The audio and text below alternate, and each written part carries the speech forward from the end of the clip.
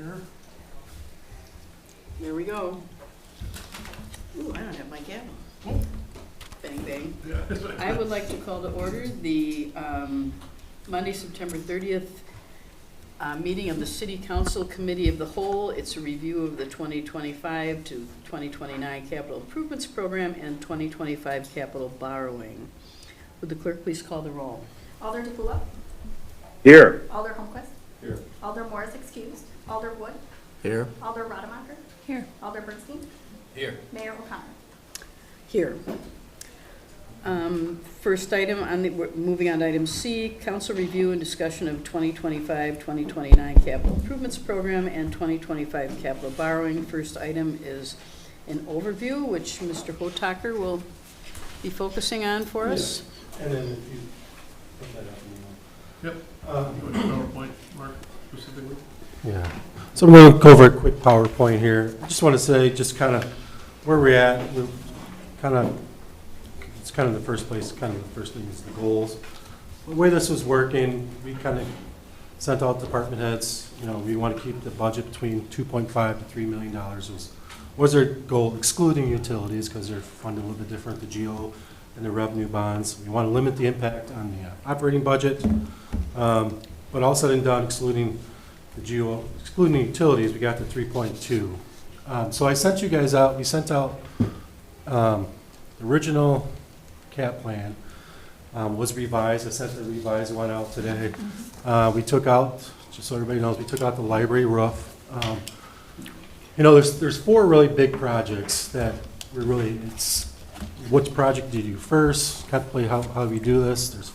It was the library roof, Public Works Building, 20 Wather Road reconstruction, and then for 2006 will be the library HVAC. Those are kind of the four large main projects right now that just the roofs are falling apart. 20 Watha's kind of needs to be redone, and the HVAC in here is kind of needs to be redone.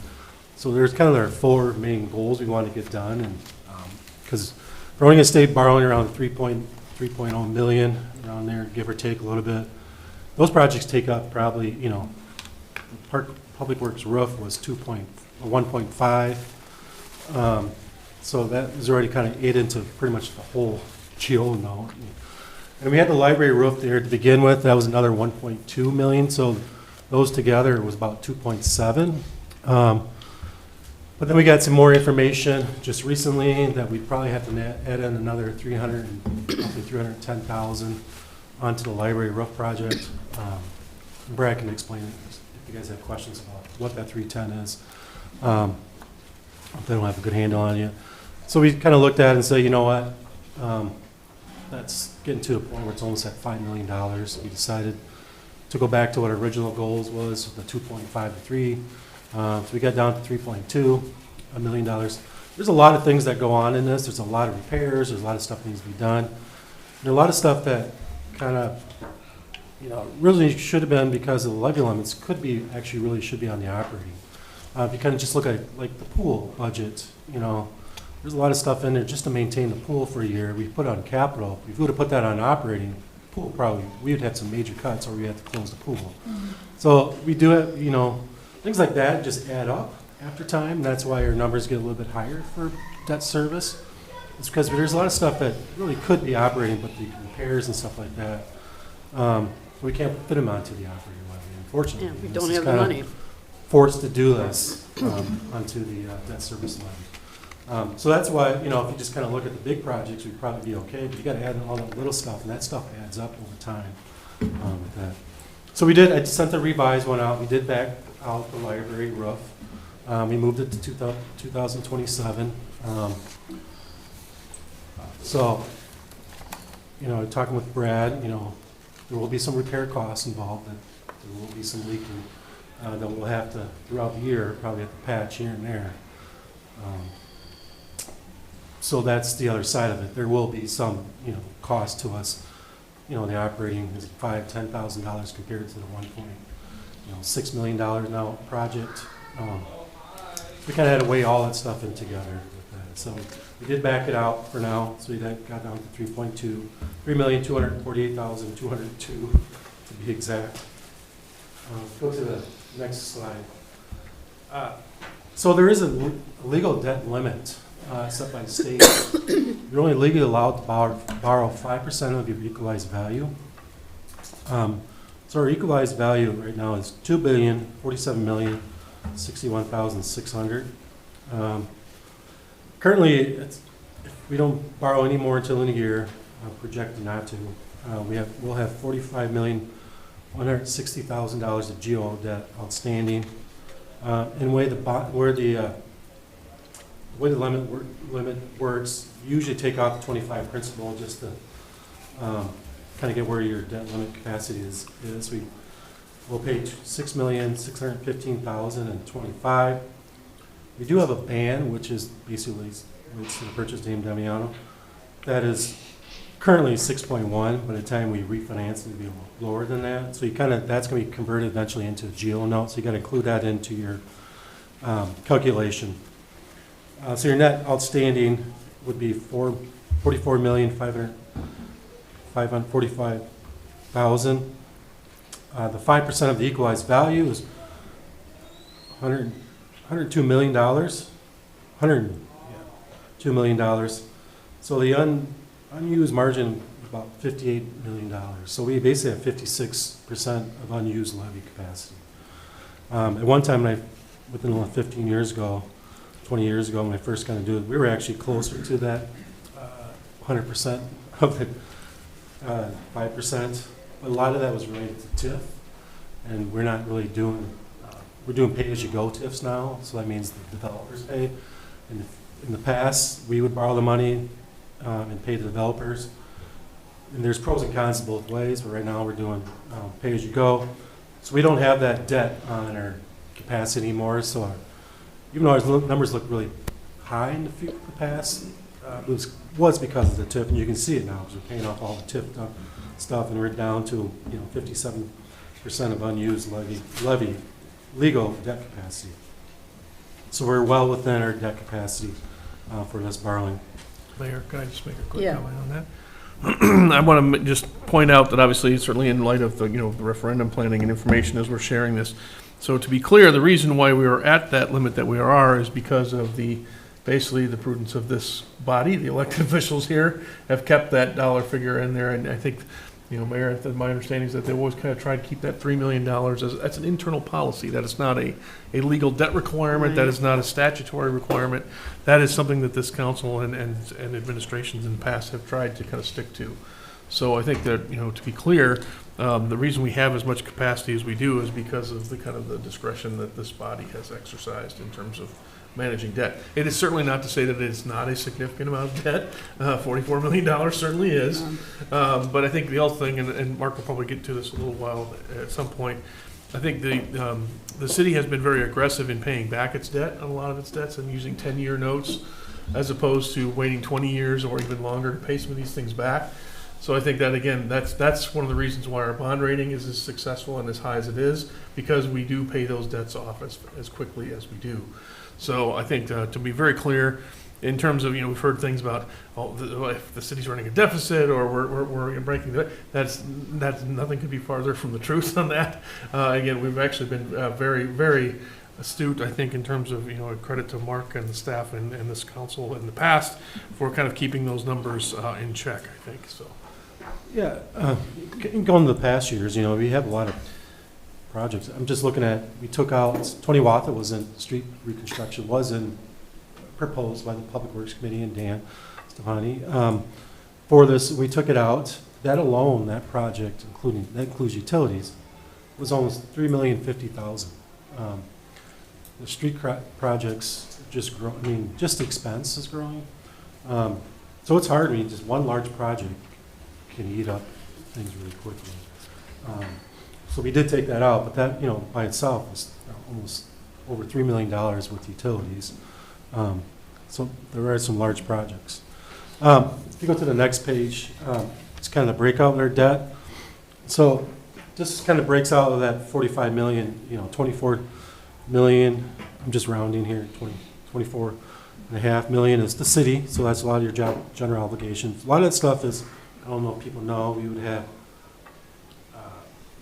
Phase 2 and 3 of Monona Drive were not in a TIF, so that was in there, some large things there. You have McKenna Road, you have Bridge Road, you had a lot of recordance pilot items, you had some bridge replacements we were required to do. Lagoon, what do we call Lagoon? We had DNR requirements we had to clean up for over $1 million. So there's a lot of things in there that are for just large projects, and they add up. I mean, there's nothing, the cost is just, it's expensive just to do one project. But TIF 4, that actually should be paid off. I think I can close that in probably 3 to 4 years. TIF 5, which is Heritage, that will go the full length of that TIF. TIF 6, which is now considered like the White Horse area, Meriter, UW. If it wasn't for Whitehorse and that project down there, affordable housing, that probably would have been paid off here sooner, but it's going to take a little bit longer, but it'll be paid off fairly quick. TIF 7 is 0 right now. TIF 8, which is the old, I call it Tresta, that'll be paid off in 6 years. TIF 9 is the riverfront. That'll go full length of it. We do have some geo debt that's sewer related, doesn't fit underneath the revenue bonds. A lot of times if it's a small borrowing, we'll use geo debt instead of revenue bonds. It's just we get a cheaper rate that way. And the revenue bond holders don't like small notes. And that kind of played into why we moved 20 Walker Road a little bit too, why we were okay with it. So you can see the storm, sewer, and water with that. So on the next page, we do also have revenue debt, which is utility related. In general, the general is we have a short band for San Damian. That's that loan right there. We'll refinance that in 2026. TIF 7, we just borrowed a short-term note for the purchase of the properties. That'll pay off. That'll get really paid off really quick, probably within the next 3 years. TIF 9, like I said, it's Riverfront. We'll pay it over the life of it. That's a TIF revenue bond, sewer and water revenue bonds. So we do have $24 million there. The TIF stuff will all be paid off with the TIFs, and sewer and water paid through the rates. Mark, what are bands made in? On anticipation notes, so it's like a short-term note technically. So a ban is you take it out for like 4 or 5 years, and you know you're going to refinance it. Okay. Kind of like a construction loan, they would call Okay. it. We just have the one for the general, and that's how we had to do that, St. Damian purchase. Okay. But that will be refinanced to general obligation here to long-term in 2026. So here's kind of the future geo debt payments. You can kind of see where we're at with that over the next 7 years, about $38 million. And then the next page kind of breaks it down by each different sources: general, TIF, water, sewer, and storm. So general, it does, we're kind of right at the peak right now, and we're kind of descending. We're not going to, the levy's not going to be the whole 3.8 of that. This last couple of years, with the interest rates, we've had money in there. We have enough interest to probably pay almost $800,000 worth of that first 2025 and 26. We'll have some extra too, and some other things that have happened in the TIF with some premiums and stuff like that. So I don't expect we'll actually levy for that dollar amount. I know for sure we're not for 2025. But we have been going, we will be going downwards. You're kind of at the peak with all those big projects, big dollars, and then we have been borrowing a little bit less, and you can see kind of the future does get lower from there. This next page is just a summary of the summary sheet that I sent out today. So the borrowing is 3.2 for general. Storm is 1.9, almost 1.9. That was subject to change. So when we get into the public works, they'll talk about this Reach 64. And I believe October is when they tell us if we get awarded some grants in there. And we're expecting a big dollar amount, so I expect that number to go way down. And Brad and Dan can kind of talk about the grant request on that. It's going to be fairly, it's gonna be a huge, I think at one time Brad told me, I could be wrong, like 80%, so. But I could be wrong. I know we didn't put it in there because we're not officially awarded anything yet on that, so. But that's a requirement they'll talk about in 64. It's a basic requirement. We have to do this. So we can't really put this project off. And they'll get into what the project is when they get into their department. But that number will be subject to change by the time we borrow for it. It'll be a lot lower. So the water and sewer revenue bonds, or revenues, I don't know if probably the 280 in sewer, I'll probably just wrap that into GO actually in the end because it's not large enough for a revenue bond. But just kind of breaking that out for now. But I assume once you borrow that 25, we will probably put that into a GO because it's not large enough for a revenue bond. 26, we'll talk about that. You're looking at 26 for revenue bonds. There is the well number 4 we're looking at doing. There is some sewer, the lift station for the sewer, and one other large project in the water I can't think offhand. So there will be a revenue bond issued in 2026 for that. So the impact on this debt service levy. So the 3.2 is roughly about $22 per $100,000 house. Kind of working with our advisor what that would kind of be. An estimate, rates are starting to come down, so rates could affect that number too. Like that. And the next page is kind of our borrowing history. I got from 2027. As you can see, our goal has always been trying to get to 2.5 to 3. Sometimes it's just hard to do. Like 2019, we did I believe it was Bridge Road, McKenna Road. Some larger ones that 2021, the band we talked about. So last year was a little over the 3. With that. So some major items that are in this budget tonight is the Public Works roof. Look at a little more detail, but that's almost kind of a health hazard because there's a lot of black mold, and that's why it was picked as the #1 choice. It's kind of an urgent, we've been told it's kind of an urgent thing to replace. We kind of delayed it a little bit. I don't think we can delay it any longer, so that needs to be done. We have some little extra money in there for the city campus building. Again, this one probably, if something happens, the referendum fails, and we decide we're not going to move on, we won't borrow for that amount, so there is some changes there. We did order the ambulance already, and just a Zoll monitor, just kind of that, just one of those, that's $262,000. Street maintenance. A lot of communities before the levy limits went on, the street maintenance would just be paid by operating. More and more of the communities have had to take that off their operating levy and move it on to capital. Just a bucket truck. I mean, the current one we have just breaks down basically every time they use it. So it's always getting fixed, and that's just alone of the $224,000 expense. Community center building, there's a bunch I'm just highlighting it because it's repairs. There's some things they have to put, and then the pool repairs, right there is $77,000 just of major repairs in those areas. Some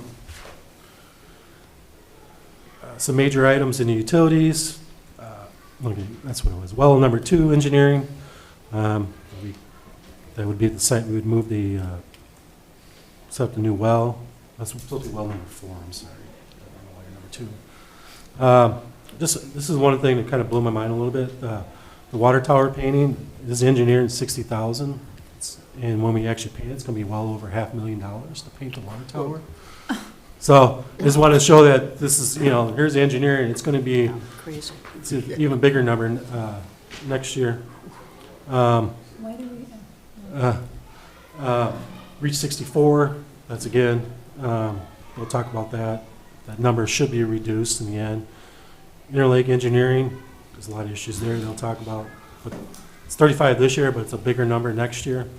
United Lift Station Engineering, it's kind of that undergrounding issue we've been doing this year, 2 of them. And that's engineering, and it's a larger number now for 2020, 25, 26. If you look at page 4, and I even attached the second page on the attachment I sent, there's a whole list of changes. Over $5 million worth of changes.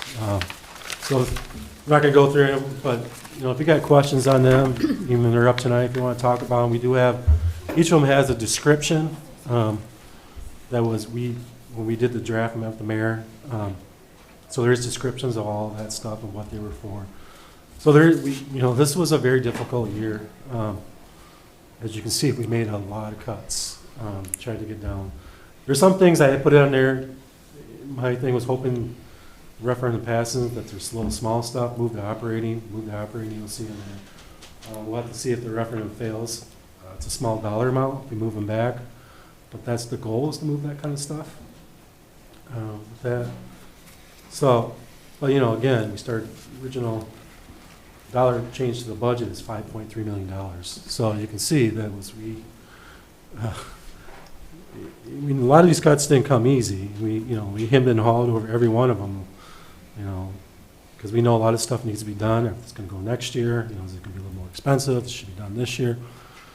So, but you know, we try to do the best we could. But it's not an easy job, and that's what we end up getting to. And these are, you know, items for the future. I mean, unfortunately, you know, the City Hall, Public Safety Building, still unknown, 20 Watson Trail, I mentioned it, $3 million, the library roof, I estimated up like 1.6. The HVAC is 1.3. You know, Southtown concrete replacement with the county, you know, projected about $1 million, and that's with the county, so you can't really, what they're doing with the county, you know, they've already moved a lot of these projects back for us. Broadway, with Dane County, a lot of that probably eventually will be covered with a lot of the TIFs. I'm hoping the majority of that will be, but, you know, about $2 million. Well, number 4, construction. Like I said, they paint the water tower, $540,000, so inside and out, you know, and then the lift station, and then in parks, we do have a lot of ADA costs that we need to, you know, that's going to come into effect here fairly soon and they take care of. So, and there's some future projects in the next 15 years, you know, pool, you know, community center, what do we do down there, so fun times right now, trying to figure all this stuff out. It's to make sure everything works and what falls apart and doesn't fall apart. And so it's, we know money doesn't grow on trees, so we got to be, you know, it's a lot of taxpayers' money, so we got to be, you know, the best we can do with this. You know, there's potentials for future borrowings. You know, developers agreements, now they're more pay-as-you-go. TIF projects, they affect more of the limits, not so much payback, and just if any emergency comes up. Currently, there'll be no effect on the water rates. For the water rates, we will be looking for a rate review in 26, as you can see, because they got the water tower, you got well number 4. They're going to do large projects. No sewer increase for debt coverage. Stormwater, probably a 3% increase for debt coverage. That's subject to change, and that's based on us not getting any grants right now. So that one's kind of subject to change based on what we'll get for grants on that one. I don't want to get us too far behind schedule. Any questions? Yeah, I just had a question about, you mentioned page 4 of the budget that we received.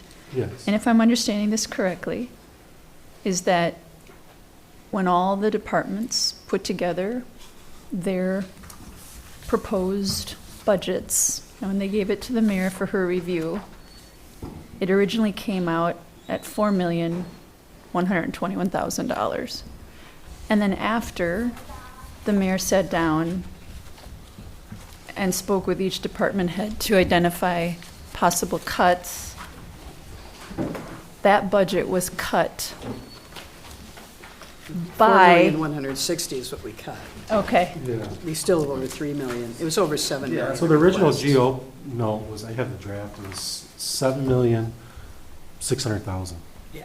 So roughly, there's a couple corrections we made, but we originally started with 7.6. For the general obligation, that's just the general portion of it. Teresa, you want to look at the new handout, because it's even more.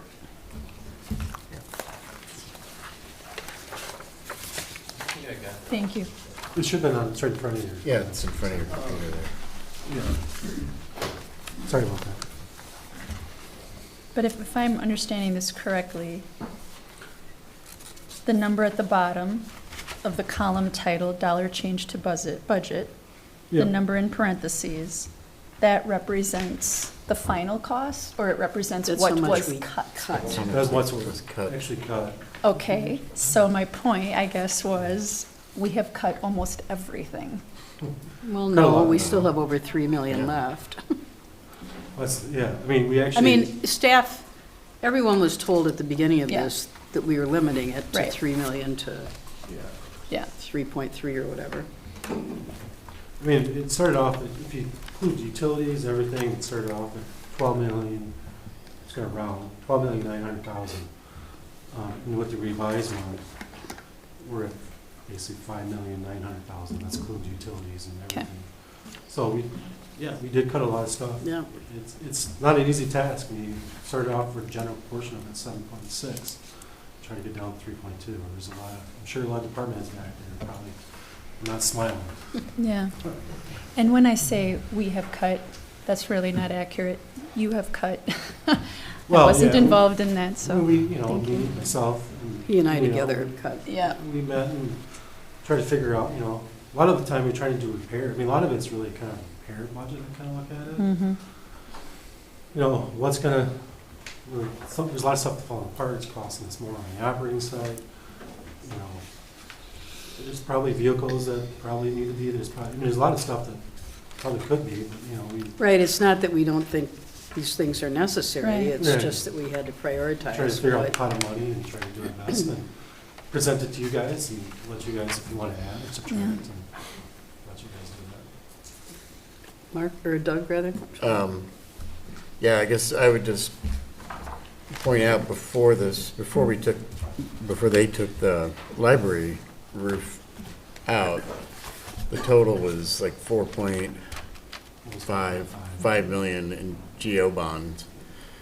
So, you know, it's general obligation borrowing. And that would have been like the highest number by far In years. since, well, I went back to 2015, so. Since I've been there, certainly, And, yeah. and maybe it was over 4.5, probably was while we were actually doing Winona Drive or right after that. Right, but- right, right, time. So to me, that when I saw that, I was like, well, I know you guys did a great job cutting, but this is too much. Right, I mean, you know, our debt service levy has been going up. Yeah. And to add, you know, this, I mean, it takes a while for it to really impact the it debt does, it levy. takes about 6 years. But, that's why, but it has been going up for those things we spent money on over the last 10 or 15 years even. Yeah, So, yeah, I mean, to me, I looked at it and there were like 3 really big projects, Tanyawatha, the library roof, and Public Works. I Yeah. mean, those, you know, there were other large projects, but those are the 3 big ones. And, you know, I think we can afford to do one of them, but not 2 or 3 of them, certainly. right. So, yeah, there's stuff that got cut that I would love to, you know, the Ahuska storage, you know, Yeah. we've been trying to get that through the budget for quite a few years, and it's really, really needed, because, you know, we need a place to store all the stuff we have, and, I would say on that one, you know, that was one of the biggest ones that we kind of, the other big one we kind of hemmed and hawed about. Yeah. because Just so you know, a lot of its equipment does, you know, there's a lot of equipment we have, and we're thinking, you know, maybe get through maybe 1 more year or 2 of that, and then we'll build up some parkland dedication, and we'll have, once, we'll have some TIF money that we can use for the paths and stuff like that, so I think we're, hopefully next year, the year after for that one. I just know, we thought, we can get through this 1 more year with that, and maybe figure out what's, because the building right now, the city campus building has storage too right now, so it's kind of, we're trying to level Right. it down at the same timing of that. right. And we went back and forth on the 2 roofs, because the idea is if we did the 2 roofs together, we'd probably get some savings from that, but then we got the news from Brad that we're talking another 300,000 on top of what we were already, and it just, it's just, and I think we're not really certain exactly where we're going with that yet either, so, with that option coming up, so I think it's just better to pull it. And it's something that we can wait a few years on. Whereas we've known about this public works garage for a while, and, I mean, you can't be having people go to work with mold and insulation in the building, and, you know, that's,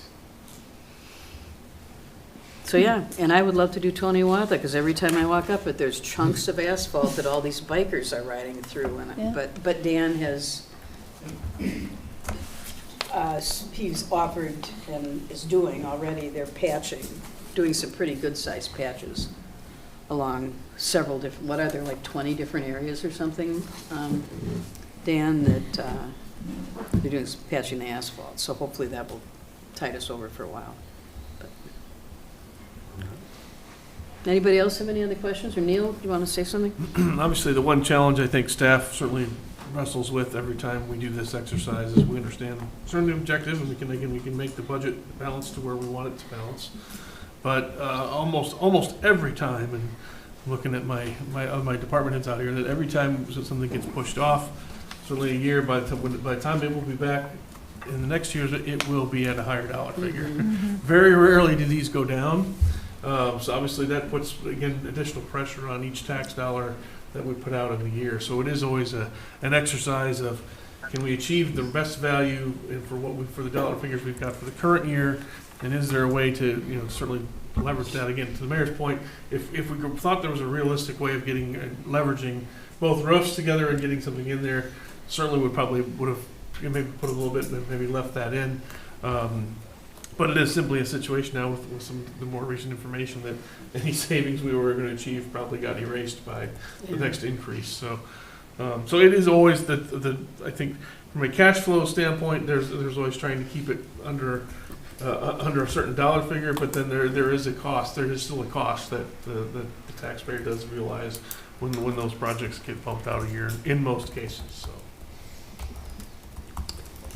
Any other questions? Mark, you done? No, yeah, I think Leah's first, right? Okay, well, we will move on then. Item B, information technology, Leah, and that begins on page 23. Welcome. Thank you, Mayor. Well, after that optimistic presentation by Mark, It's got nowhere to go but up. can't go anywhere but up. The IT budget this year, I think is, we have kept it to sort of bare minimums, and the good news is that our IT infrastructure is in good shape. We do not have a lot of pressing needs. The really only sort of pressing need that we're looking at right now is our city phone system, which is 10 years old, and it will no longer be supported in 2029. So it needs to be replaced in some fashion, or it will be a cybersecurity risk. So we had talked about waiting to see what happened with the new building, and obviously doing a phone system install would have been a good time to do that. But I think we have a different option, which is there is an upgrade to the current server that we have. It's a $48,000 server upgrade, but it would allow us to continue to use all of our phones and all of our current equipment. And we could replace phones as needed. We can't replace our current phones right now because our server is too old for the new versions of those phones to work. So we will have the option to replace phones that are broken or that need to be upgraded, but the good news is the vast majority of phones we can keep. So, and then the other good news with that is that Jaron, our IT consultant, has applied for a grant through Wisconsin Emergency Management. He's included that $48,000 phone system in that grant. The purpose of the grant is really cybersecurity, but the fact that that server isn't going to be supported past next year makes it a cybersecurity risk. So we're hoping that we get awarded the money for that phone system, which will then bring our total IT request down to about $26,500. So the rest of our request is basically replacing computers per our computer replacement schedule. We need about 18 new computers for next year. We do need a switch in our server room that needs to be replaced, so that's a $4,500 expense. And then we have our camera contingency. You know, we have almost 100 cameras citywide right now. It's a lot. They break, they're expensive. So we need to make sure that we have money to fix those when they go down. That's all I have, but open to any questions you might have. Any questions for Leah? Doug? You mentioned the grant. Do you know when? Yeah, When we you'll should be know? hearing any day. Oh, I any think day. we got an Okay. email last week saying we'd be hearing in the next couple of Oh, weeks. So okay. hopefully we will have that answer before we actually pass the budget. Okay, but, well, for sure we'll have it before we actually borrow the money, so. Yes, absolutely. Okay. Anyone else? Leah? Or I mean, Yeah. Teresa? not I'm, Leah. I'm just curious, is the phone system completely separate from your computers, or are you speaking through your computers? Is it all integrated in Microsoft Teams? No, so we had looked at doing a system like that. It would have to go on the operating budget Sure. because it would be, a license fee again. So, and it would cost 3 times as much as the current system that we're looking at. So that's why we decided that this would probably be a better Sure. option. And we did give the company to give us a letter of intent that they would not replace that system in the next 10 years. Oh, So nice. Yeah. we can get 10 years out of it. Anyone else? Okay, well, thank you, Leah. Thank you. Have a good night.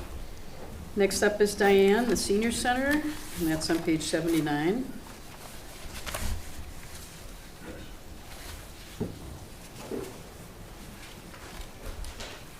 All right, so for the senior center for next year, this one's quite simple. We're looking at some appliance replacements for the senior center kitchen area.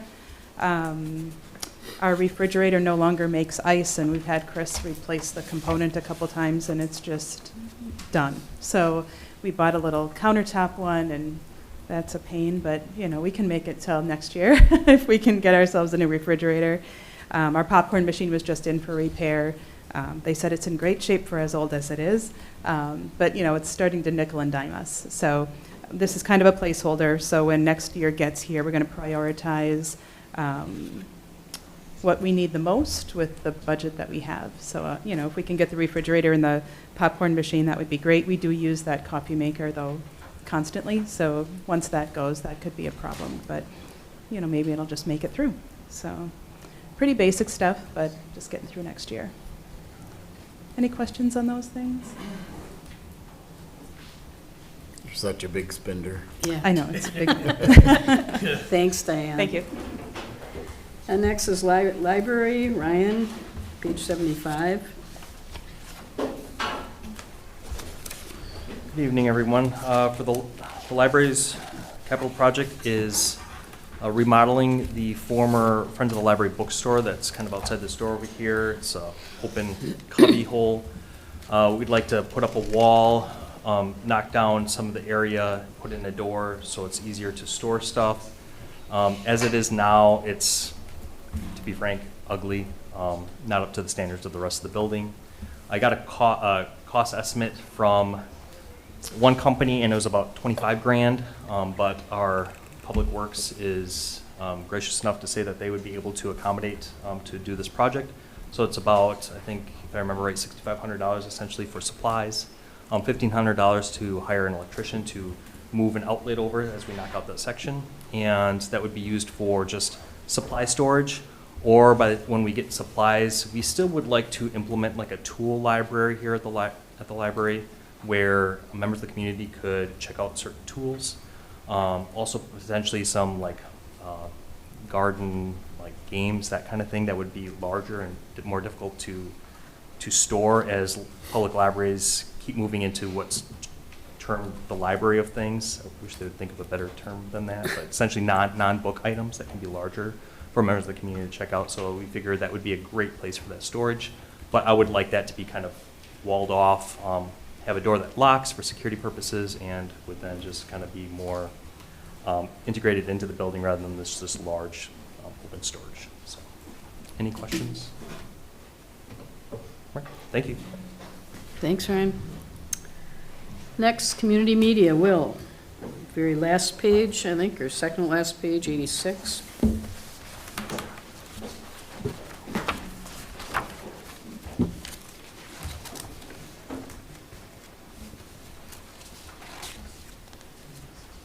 Okay, thank you.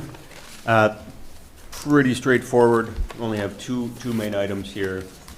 One being updating of our video production computers.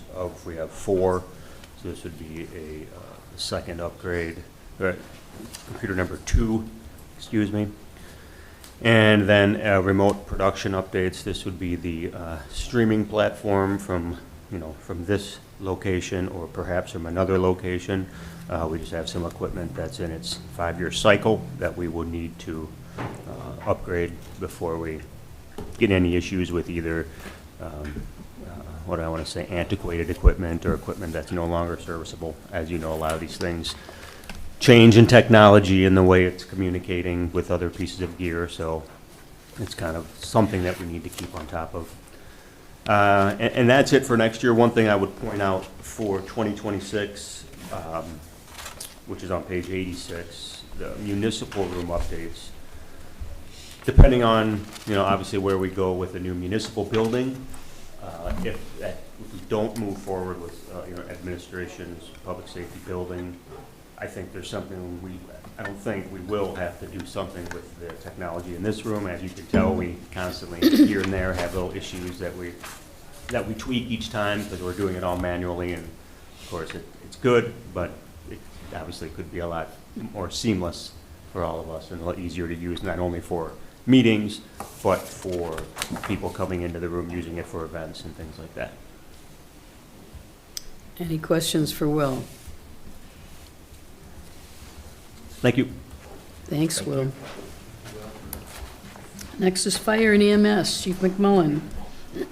Pages 35 and 39.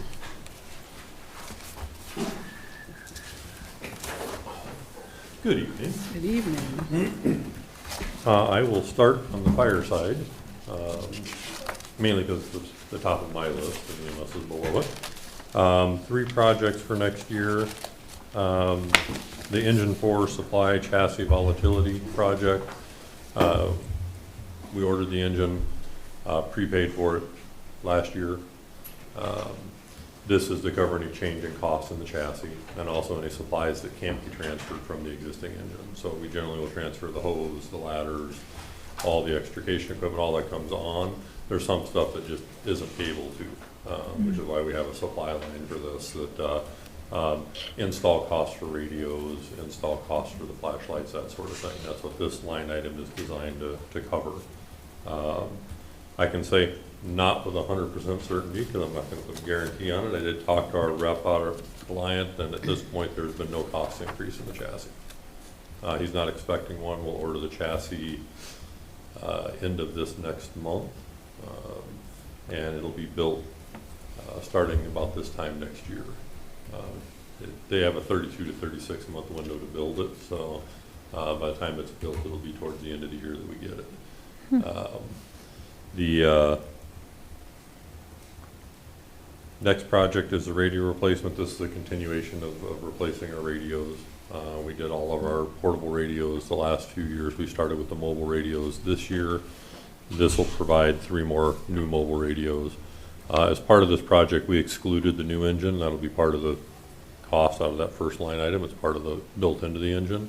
And we also excluded the new ambulance. So this is replacing radios in vehicles that we're keeping. The cost of those, unfortunately, seem to be getting closer to the Motorola radios that my friends and partners over in PD use, but they are still about 30% cheaper than the Motorola's. And for what we use them for, they work just fine. PPE replacement. That was one of the things that was cut. I understand that. I want to make sure people are aware. We have about 65 sets of turnout gear. Currently we have 57 members, so we have 6 or 7 spare sets. Those sets are used when we bring new people on board. New people don't get new gear. They get what we can find that will fit them. This replacement cycle on these, and I will work with the 13,000. We will figure it out. But to be fair and address Mark's comment on the cuts, we spent almost 35,000 the first year because we had 11 sets that were out of date. So prior to 2019, you could get away with running your gear longer than 10 years because the state didn't check. Now, when we take our folks to the burn tower at METC to get their annual fire training, their gear is checked. If you're not within 10 years, they won't let you on, so you don't get your fire training. It's a liability thing for the college, which is what started driving these replacement schedules. So again, we will make it work. We've tried 6 different vendors so far with our spec, so we're shop around. We're not tied to one particular brand. It's here's our spec. What's your best cost to get it to us?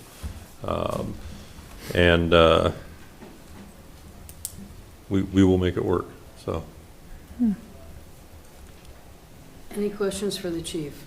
Doug? Just to go back to the engine 4, the chassis volatility line, we already bought the truck last year, or this year, right? We purchased the truck and it locked in the price, but the only thing that wasn't locked in was the chassis. Right. Because it's a commercial chassis as opposed to a custom chassis. Right. Previous years, they'd seen anywhere from an 8 to 10% price increase. They have not got a price increase yet. It stayed at 2024 levels, and I've got my fingers and my toes crossed that it stays at the 2024 levels until they order our chassis. Yeah. So but this is just to kind of finish off, but we've That already project. paid the vast majority of the cost. Yes. And if you didn't know, it saved us about $29,000 by prepaying it instead of paying when it was done. We originally budgeted $700 for it.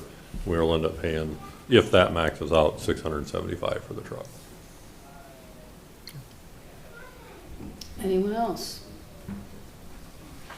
Thank you. All right, I will roll down to EMS. This one's easier. 2 projects. This is the second half of the ambulance that we ordered. Wait, Mayor, was it 2 years ago that we ordered the ambulance, it seems like? I mean, we It all bought the runs chassis together. 2 years ago. But we had split this project similar to the fire truck. I mean, we bought the chassis because of the 24-month lead time on it. We just visited the factory beginning of September. Chief Eckloff and I were taken down there by our dealer so we could see how they're built. We are in line to get everything done. This price finishes off that ambulance, includes everything needed to put it into service. And currently it looks like it will be delivered in late February of next year. So it should be going into production this month or early in November. It's about a 120-day build time. Second item on that is Zoll X Advanced Monitor. I had to put the name on there. Those are our cardiac monitors. We have 3 of them in the department. They age out, like most of the medical equipment. My memory may not be serving. We had one on for replacement in 2021, I think, as we were looking at replacing one, the oldest one, and we bought Town of Madison's monitor, which is a 2020 model, for I think $2,000. So we got a couple extra years out before starting the replacement. Our oldest one is a 2017. Zoll no longer supports them once they reach 7 years. I don't know who picked the magic number of 7 years, but supposedly that's PowerCots, that's Lucas devices, it's system-wide. Anything that's medically certified by the FDA is a 7-year replacement cycle. That cost of $40,000, I added 5% to what the current cost is today. That seems to be the general markup with Zoll year over year, and that's off the state bid. And this would be a 3-year project, so this year, next year, and the following year, because we have a 17, an 18, and a 20. Okay. Questions, anyone? Brian? Jerry, under the ambulance, it talks about an ongoing annual inspection maintenance cost that's going to be relative to the operating. Since we already have 2 ambulances, there is no extra expense to the operating budget. It's replacing an ambulance. It's not an extra ambulance. So there is no inspection and maintenance. you're suggesting that all Oh, of the and I apologize if my wording was poor in that. There's already budgeted money for the inspection and maintenance of the ambulance. Since this is replacing one, there's no additional expense. And again, fingers crossed, less maintenance expense because it's a new ambulance, so, Okay, nothing new. yeah. Yeah. Anyone else? Well, thank you. Thank you all. Next up is Chief Cheney. And police starts on page 30. Good evening. Good evening. Starting with law enforcement, I have 3 projects that made it to you for consideration. The squad car plus equipment. That's a project, if for those of you who recall, we replaced our patrol squads every 5 years. Our non-patrol squads, we try to replace 7 to 8 years. Main reason we do that is the wear and tear on our vehicles and the warranty. Most of our squads will be out of warranty after 5 years. Currently, right now, I have the city has given the police department a $10,500 maintenance budget for our fleet of 14 vehicles. And if any of you have gotten a transmission replaced or any major work done on your vehicle, you know that that's a lot of money. So we like to keep our vehicles in warranty, specifically for what we do with our cars and how we operate our cars. It's important that we keep those up to speed. So the $98,500 project for the squad car includes the vehicle itself and the equipment that would go inside. And that's going to be an administrative vehicle. However, it's going to be equipped with a computer, a radar unit, just in the event that we need to assign it to this school resource officer who's right now driving an F-150 that has no lights or sirens. I shouldn't have said that publicly. He can't stop you, but he'll have to radio for assistance. So right now, he doesn't have a vehicle to drive because of the production backlog.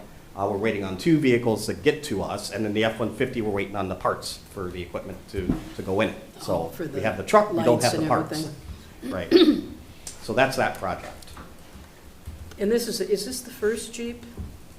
Oh, so Order? the, I put down there an example vehicle based on research of what we can get, and I'm committing to all of you, and you can order me to do this too, but I'm committing to you that we're gonna look for a fuel-efficient vehicle. It was either gonna be a hybrid platform or an all-electric platform, is what we're looking at. So there are options because it is not it's not a patrol vehicle. However, we still need it to function as a police car.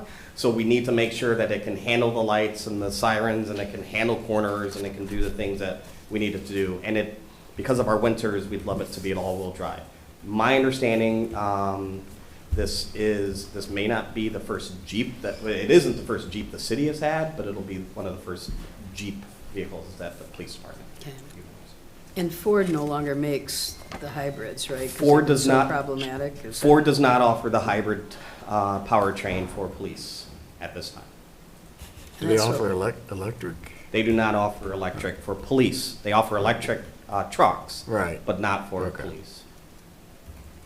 And we've had several of their hybrids, right? But they're just, We're still Very having issues problematic, with their yeah. hybrids. We had an issue last week where our sergeant's vehicle is a hybrid vehicle, and that went into what's called limp mode, when it, under stress, decides to shut the power off to the car.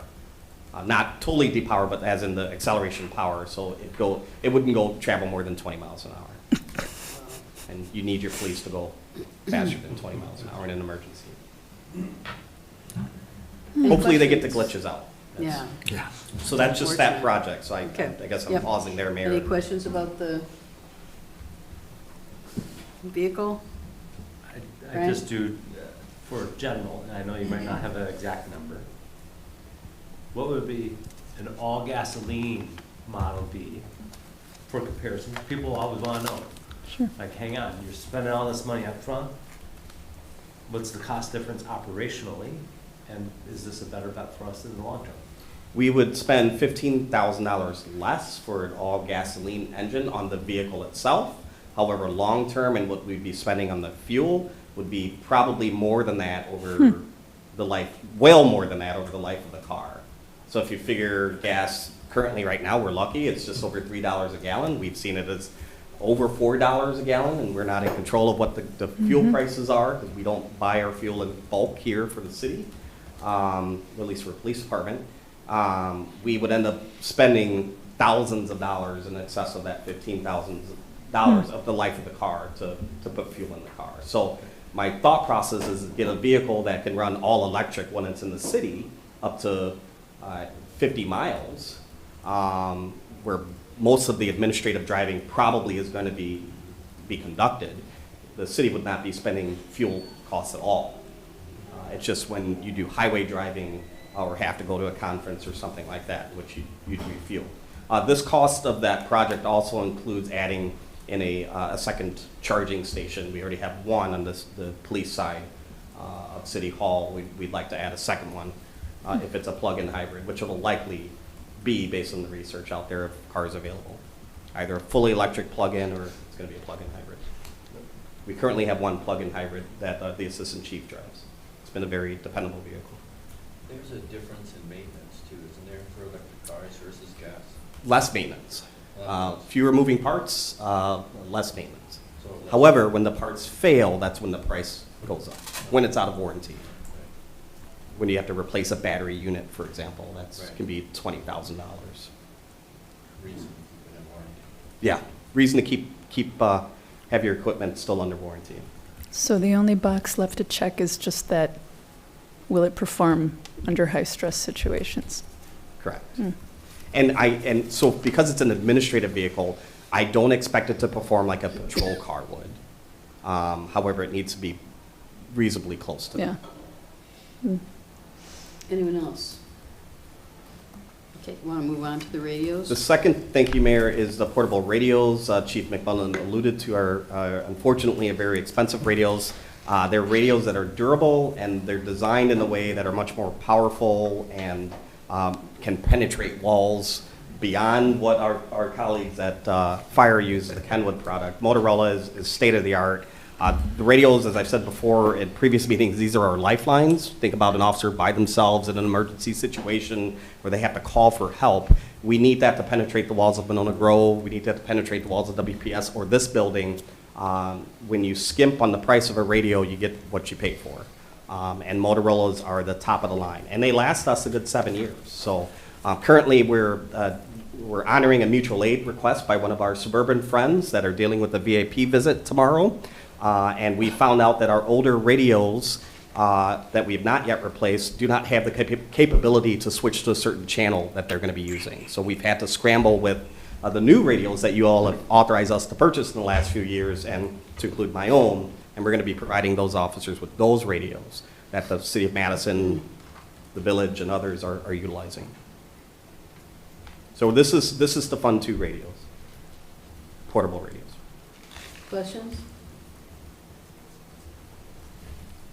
Okay, I guess you have shield and helmets. Yes, the last one is a combination of ballistic shields and helmets. The ballistic shields have been before you. Our ballistic shields, we have 3 new ones, 2 old ones. The old ones are 25, 27 pounds and are very heavy to manipulate and handle.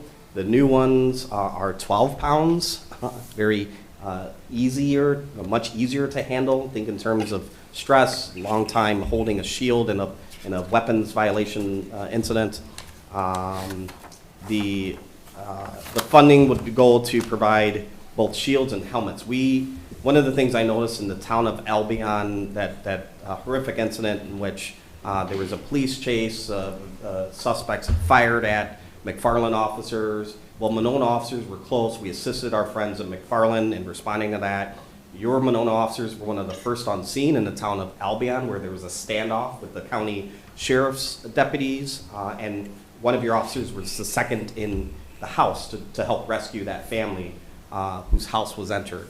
He was one of the only officers not wearing a ballistic helmet. Most patrol cars, State Patrol, Dane County Sheriffs, and others, City of Madison, have ballistic helmets in which to wear along with the shields. The helmet, think about a bulletproof vest for your head to provide an extra. And that was my aha moment after reviewing the body cam footage of that incident, that we need to provide better protection for our officers here. And that easily could happen here in the city of Monona. I mean, I just use that as an example. Questions, anyone? Yeah, can you tell me what the other revenue is, the 5,000? Civic safety revenue. Say again? Yeah. Is it a grant of some sort? Yeah. I'm It's a sorry. grant. A grant Yeah. from where? I don't know, where's it from, Mark, do you know? Civic. Civic, Okay, which is our insurance company. cool. Any other questions? Okay, move on to dispatch. There is no project for dispatch, Mayor. That's been removed. Oh, okay, all right. I think that's true, it was moved to operating. We're hoping that operating costs include the 2 other projects I requested for Yeah. law enforcement. All right, well, thank you. Thank you. Next up is Brad, buildings, our favorite topic. Page 26.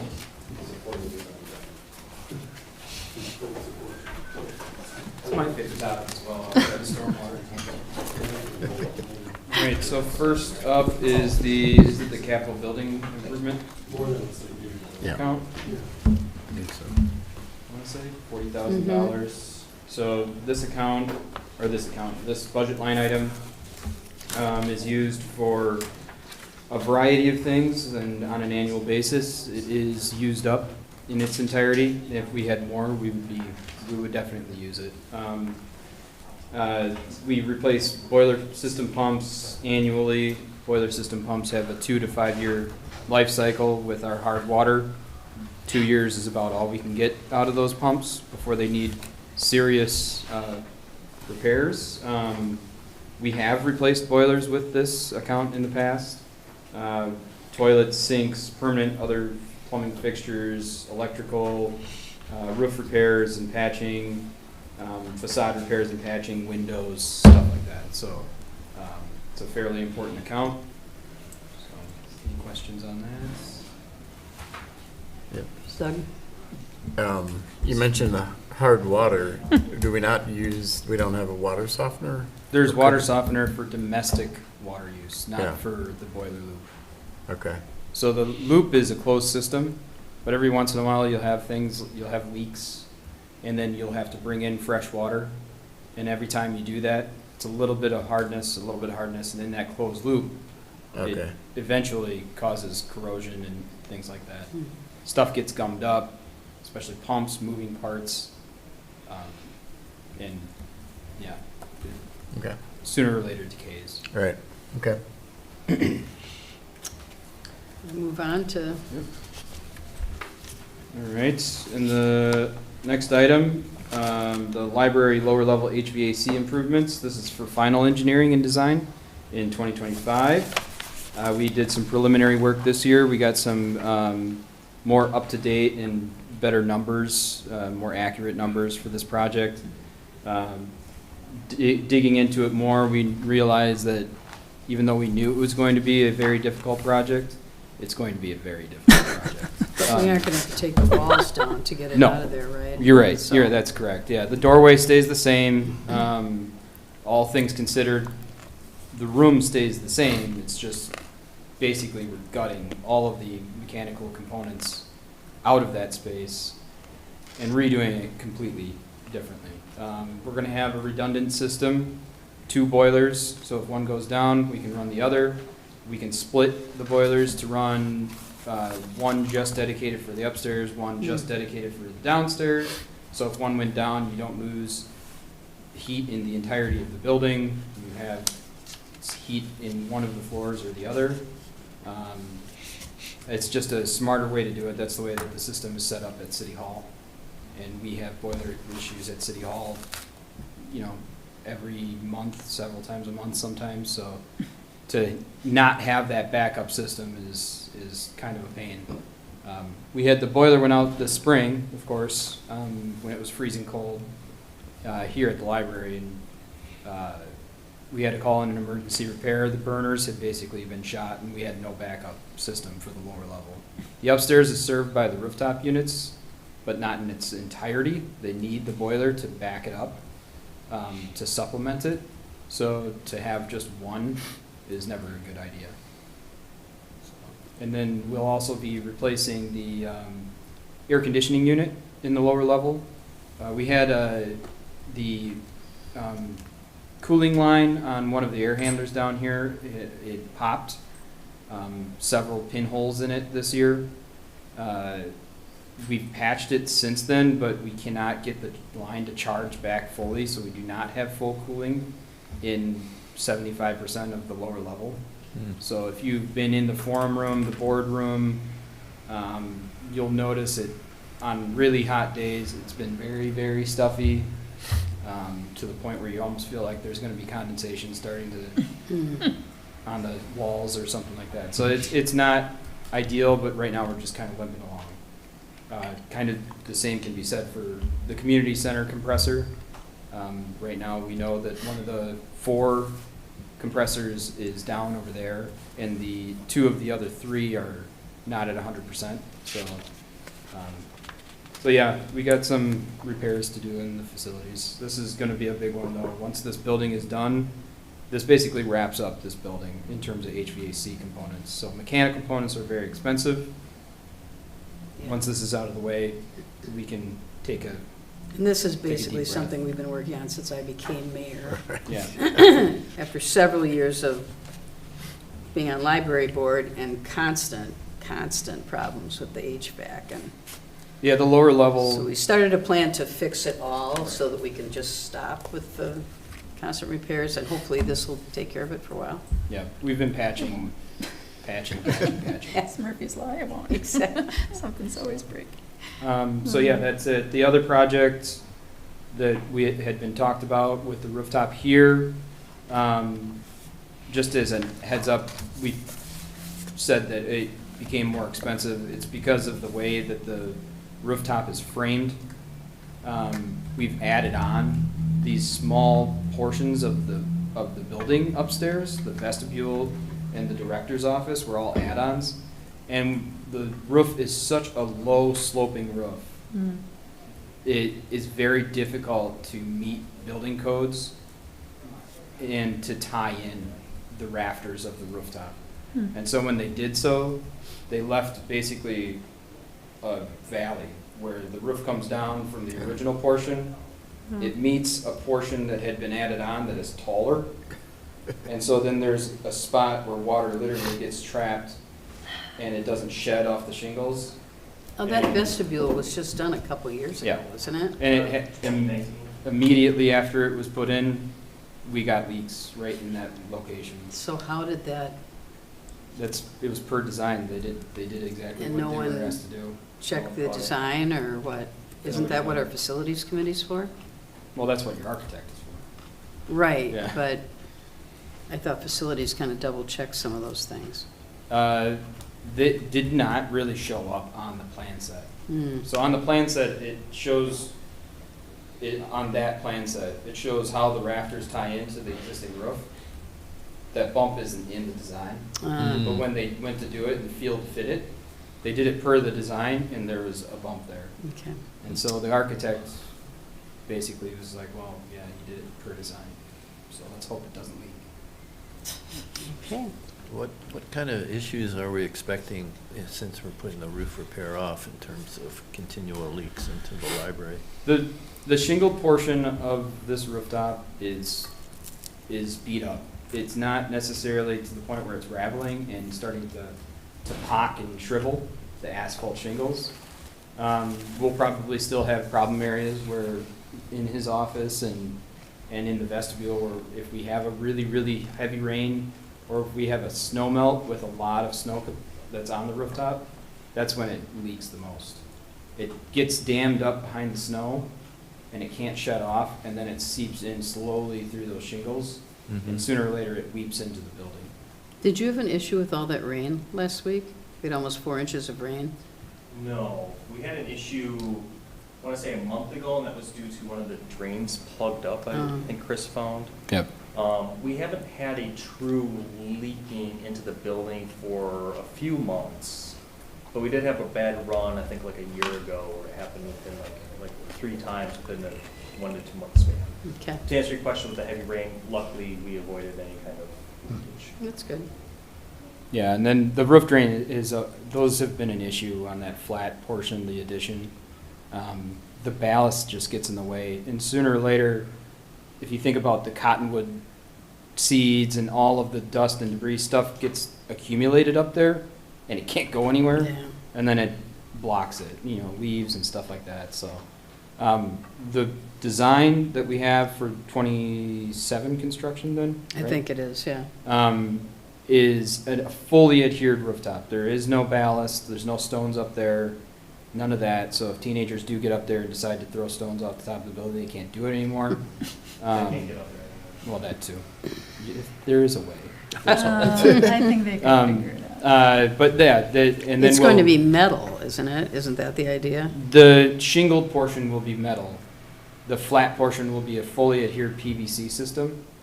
And then it Okay. has these fully adhered friction tape, basically, these little squares that when you're up there, it's not too slippery.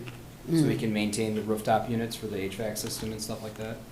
One thing I wonder with the metal, our neighbors have a metal roof behind us, and like when the acorns are falling, and it's really loud. And I'm just wondering if Yeah. you anticipate any problem with the metal roof on, you know, in terms of being able to hear noise inside when it's raining, or I don't know. Not likely. Yeah, those Tactum ceiling panels that are in there are like that thick with. So that should muffle whatever. With a piece of insulation glued to it, adhered Okay. to it.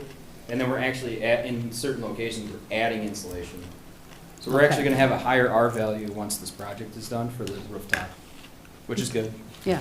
With the new HVAC system, it should help with the bills.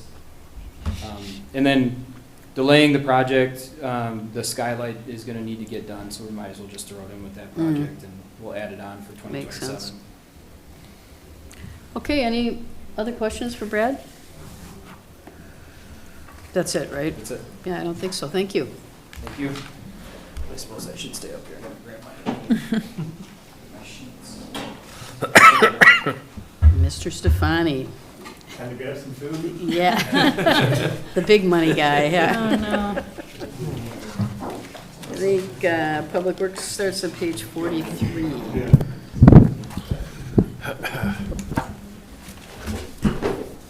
So I'll be presenting the majority of these projects. There are a few of the projects that Brad will manage in 2025. And when it comes time to discuss those in this packet, Brad will just take over and give the presentation on that project, and then I'll go back to mine.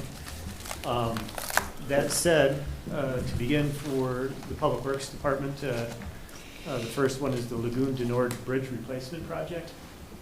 This is a Department of Transportation funded project that we're getting grant funding for. It's an ongoing project. We're looking at construction in 2027. The amount we're seeking for in 2025 is $100,000. And that's mainly to do the right-of-way acquisition. We have 4 properties that border the bridge, and we need some additional right-of-way, or we need TLE. We are relocating the water main, so that impacts the real estate acquisition, but the bulk of the funding for 2025 will focus on real estate. Is there any questions for that project? Okay. Dan, I'm just going to ask, as you go through these, if you could tell us what the other revenue is as we go through them, if you know? What the other revenue is for about 4 of those projects? Are you looking at the main this- budget, or? Yeah. Okay, I So don't the have next that. item is Southwest. I don't have that in front of me. Oh, you don't have it? No. Okay. So if Probably it's not, grants. if it's not general obligation notes, if it's not TIF, if it's other revenues, probably grant funding. Otherwise, it will be water, sewer, or storm revenue bonds. Yeah, those are called out. Okay, yeah, so the other funding is typically grant funding. Okay. Okay. The second project is the South Winnequa pavement replacement. This one, we are receiving local road improvement grant funding for. $32,320. It's a short section of Winnequa Road from Bridge Road to Bartle Street, which is just on the north side of the Winnequa Road Bridge. We've received this grant in the past. It's a small value LRIP grant. We're looking to do a simple mill and overlay on this section of street. We have $100,000 in there right now for this. I'm expecting that to come in slightly under. But the main point is we are receiving grant funding to help assist pay for this resurfacing. Any questions on that one? And the 32,000 you just said, what was that again? Local road improvement? Okay, that's from DOT. Yes. Okay. Yep. Brad will be taking the Nichols Road reconstruction project design. So Nichols Road reconstruction, we are running through a longer process. We had it moved from 2026 construction to 2029. The MPO just recently approved the taking the official amendments to for approval.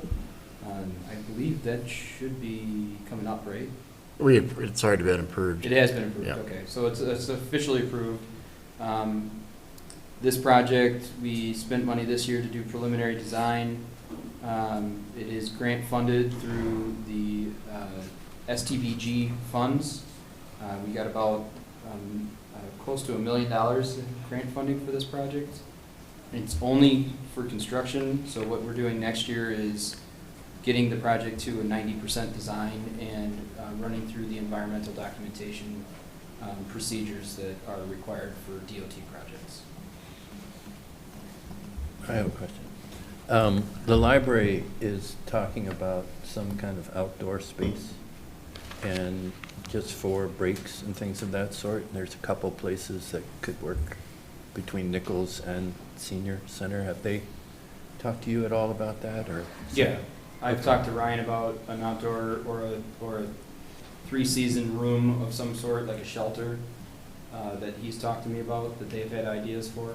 Outside? Yeah. And the Senior Center has different ideas or the same idea? Oh, I have no idea what the senior center is doing. Okay, it's in their budget for 2029. Oh. And I haven't heard anything about the library either. What's that? I haven't heard anything about the library doing that either. I'm just saying it's in their 2029 capital budget.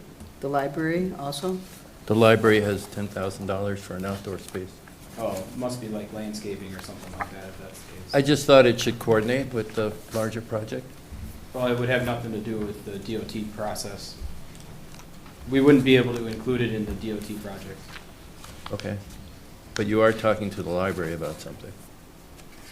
We've talked about the sign in the corner that they want to replace. Okay. And that would be in the same year, because we're going to be taking down the one that's there. Okay. And there would be a retaining wall and stuff like that up there. Yep. Okay. Thank you. Okay. Moving on to the next item. We are seeking $30,000 to add to the $140,000 that we had approved for 2024. This is for South Bridge Road. This project is basically, it will proceed once the base of development proceeds. It was delayed for pretty much the majority of the year in 2024, so that delayed the road work. Due to inflationary cost increases, we're seeking an additional $30,000. And again, out here, we're doing mill and overlay and epoxy pavement markings on South Bridge Road, south of Broadway. Any questions? This will for be that? paid with TIF, right? Yeah, yep.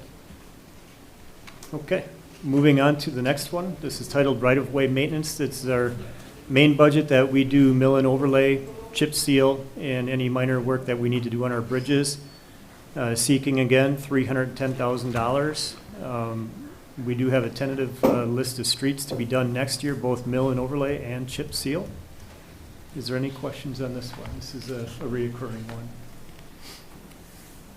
Did this used to be at a higher number? Not in my time, Oh. Doug. It's been lower. It's been lower. Right, We've okay. been around 300, 310 the Okay. past few years. I know you and I have talked at length about this many years ago. Right. I'm not really sure what the commitment was prior to me being here. Okay. But we've I think we're seeming caught up with our road maintenance. Okay. Unless like areas of the road reconstruction projects that, if we know we're gonna do a reconstruction project, we'll kind of Band-Aid those roads. But other than that, roads that are rated 6s and 7s and 5s, those are the ones that we pretty much attend to with these mill and overlay and chip seal projects. So we've been doing pretty good with the Paisley rating. Okay, thanks. Okay. Next one would be the garage building envelope. Brad, you want to? Yeah. So this project is for construction, 2025. We will be replacing the rooftop on the Public Works garage. We'll be patching in and replacing, excuse me, insulation as needed. We'll be patching and replacing siding that has been damaged due to various accidents or otherwise. And we'll be adding gutters on the east end of the building, which does not have gutters right now, which creates quite a mess in the wintertime out there. And then we will be replacing gutters and or patching in as needed when we find damaged ones. We'll be caulking in windows and siding and otherwise around the building, make it airtight, replacing rubber gaskets around garage doors and man doors. And also putting on snow melt, ice damming prevention wiring around the edges of the overhangs on the rooftop. So, any questions? I guess I just wanted to make sure I'm understanding. So I'm reading the project requires the removal of the existing solar array. That's understandable. And the city plans to replace the arrays between 29 and 30. But that's really that's the only prediction we can make. Sometime between 29 and 30. Okay. That's, in terms of timeline, It's the best we can do. it kind of Yeah. lines up with all of the rest of the rooftop replacements. Yeah, and exactly. civic campus building and what have you. Yeah. Right. So it's a best guess, Yeah. really. Yeah. Says, right now, the solar company, they actually still own the equipment, right? That's correct, yeah. Yeah, we don't own any of the stuff. So, Right. we can request that they take it off at their Right. cost. And they're That's- required to do that per our agreement. But then it'd be up to us to renegotiate a new contract or Right. an amended contract with them to put them back up or put something different up or, but if that's the case, I'm not sure that we'd be allowed to, given that rules have changed since we did the third-party Oh, agreement. Right, Mhm. yeah. So it might be something that we might want to talk to them about or talk to Bill about, I guess, probably too. So as it stands now, the company that owns the panels will or will not be the one to take them off? They're Will. responsible. They will. Okay. We're required to send them a letter within 90 days of the contract date, which is July 1st, 2025. Mm-hmm. And once they take them off, we would have to pay. We have to pay to have them removed and pay to have them put back in, obviously, I'm thinking. We don't pay. We don't pay to have them removed, No. do we? No. So if we notify within 90 days of July 1st, 2025, it is their responsibility financially Okay, to remove them. but not And- replace. They are not required in any kind of way Right. to put anything else back on the road. Yeah. Do those, that solar equipment degrades over time, right? Mhm. So it's less efficient? Yeah, that's Mhm. correct. And this equipment was 2 years old before it was installed because it was stockpiled as part of the stimulus funding back in 2011, 2012, Yeah. or whatever it was. And then when it was put on, it had some issues, some compatibility issues with the inverters. So the panels are good. It's the combined system that doesn't necessarily play right with each other. And the company that manufactured the inverters, it went belly up almost immediately. So there's no warranties on any of the equipment anymore. Yikes. And But it's it's what, not 12, ours. 12, 13 years old at this Mhm. point. Yeah. What's the life expectancy? Of a panel? Yeah. A panel is close to 25 years. Okay. An inverter, 5, maybe. They're pretty simple equipment, and an electrical equipment in this kind of weather doesn't last that long. Didn't we replace, we did some kind of work on the inverters, didn't we, a few years ago? We didn't, but yeah, Or we had yeah, done, they or whatever. they came through and did an inspection, and they refurbished a lot of them and then replaced them as needed. Yeah. Mark, did you have something to Yeah, I add? just want to make sure, I got it right. Once they take one off Public Works, do they take them off all the buildings? So the way the agreement is written, it is not per facility, it is per the project. So the contract is all 4 or none. We would have to amend the contract with Legacy Solar Co-op. And in doing so, we may need to renegotiate a rate system or something like that, so. Could be opening a whole can of worms, I'm sure. Potentially, or they could be very amenable to it and say, oh, it's just this one system, and we'll keep the other 3 in. Wouldn't hurt to ask. We'll say just one thing on the Public Works garage is that solar one, and since it's been in, I don't think that price, that line item has fluctuated more than $1,000 or two since it's been in, it's been that, for that building, it's been that good. What are the estimated cost savings that it's bringing in terms of, So we tried to break it down per facility, and I want to say that one was like 4,000. a year? Yeah, so 4,000 to 5,000. So it's saving about $4,000 to $5,000 a year in electricity Yeah. costs.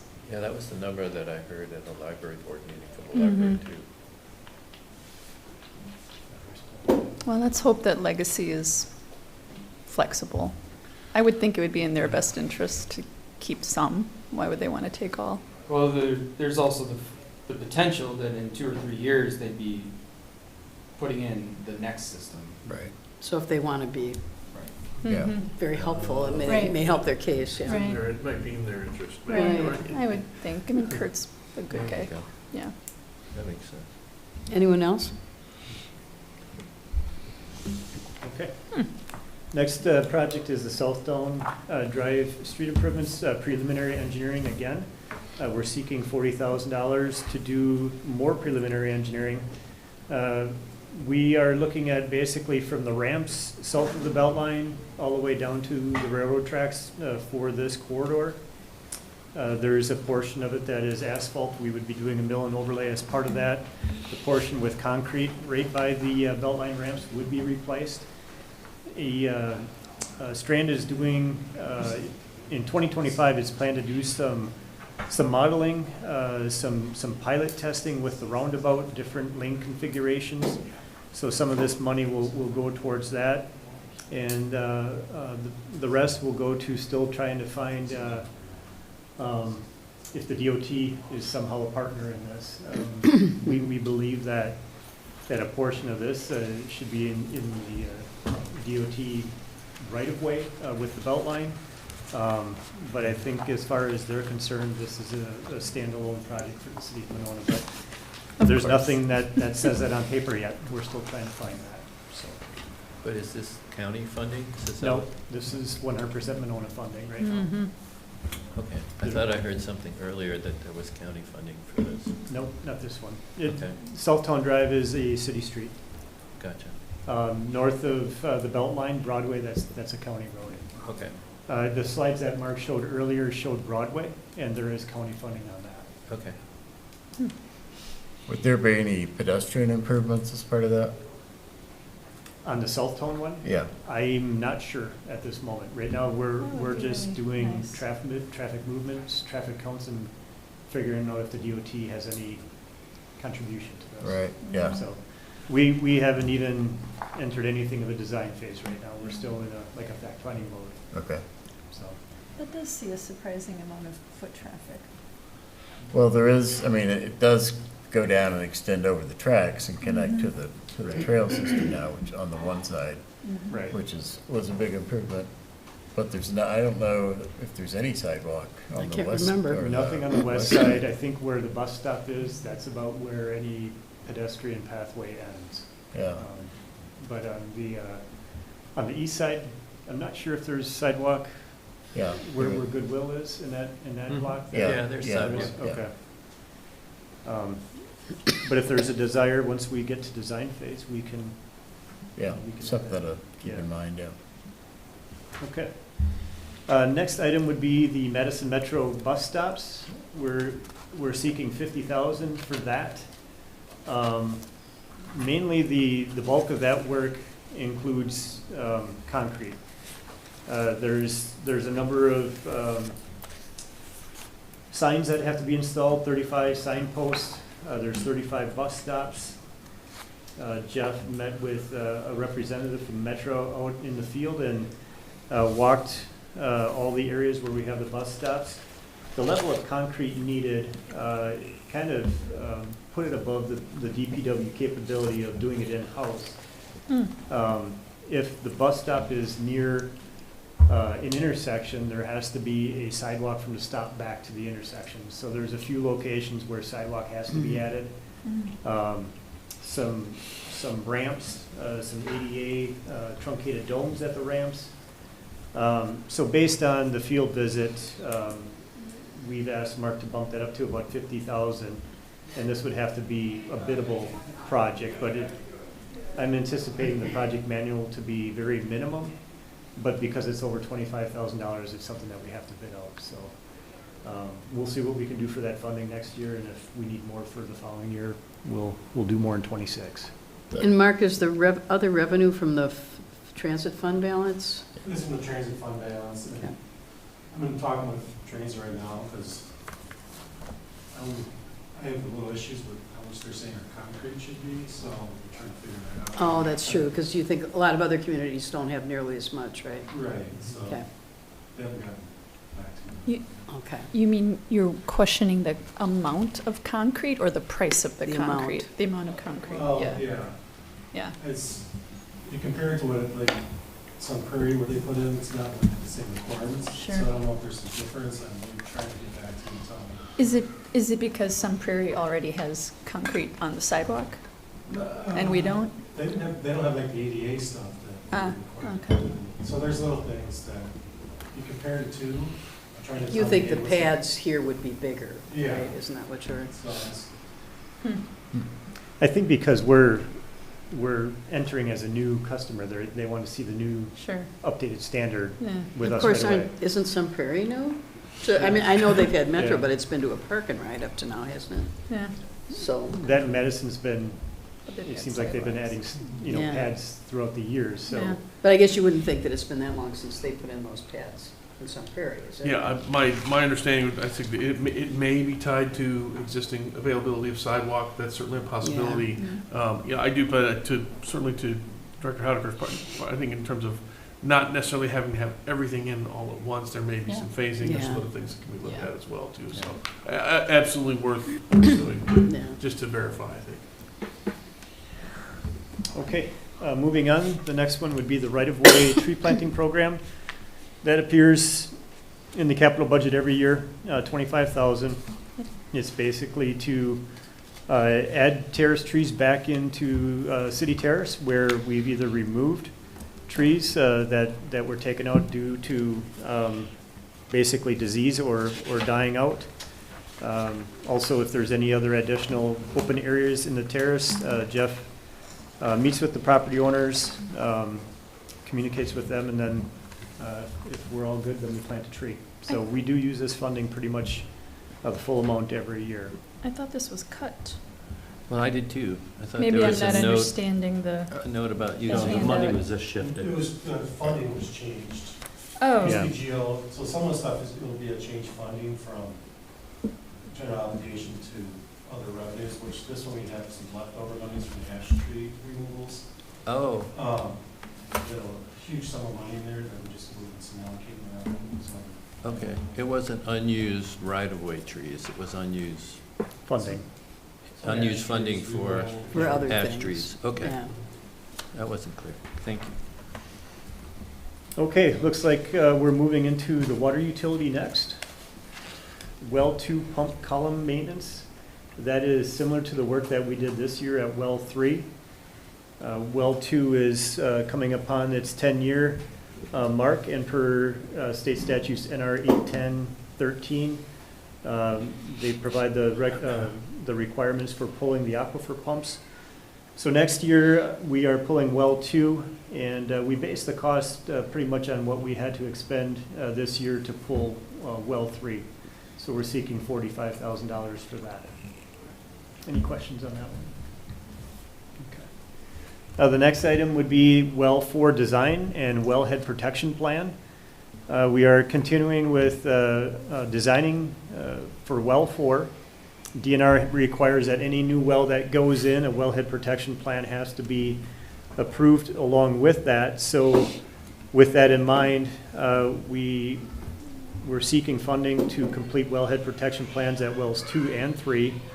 And that breakdown for, we're seeking $148,000, and of that, $18,000 would go to the wellhead protection plans. The CSM and survey is $6,000. PSC assistance, Mark mainly handles that for the city, so Veerbecker will assist Mark with that. And then the well and pump house design, $120,400.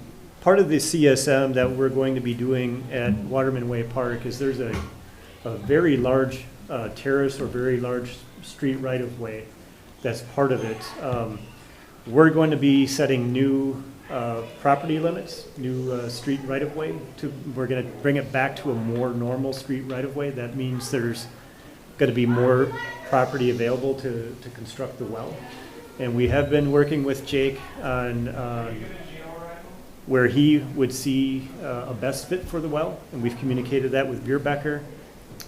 So as far as we are right now, it's still full steam ahead, still working with the DNR. So if this money is approved, we're going to continue on with design and taking care of all these other miscellaneous tasks that go with the design, so. Say that part again, right away again? The street right-of-way? Yeah.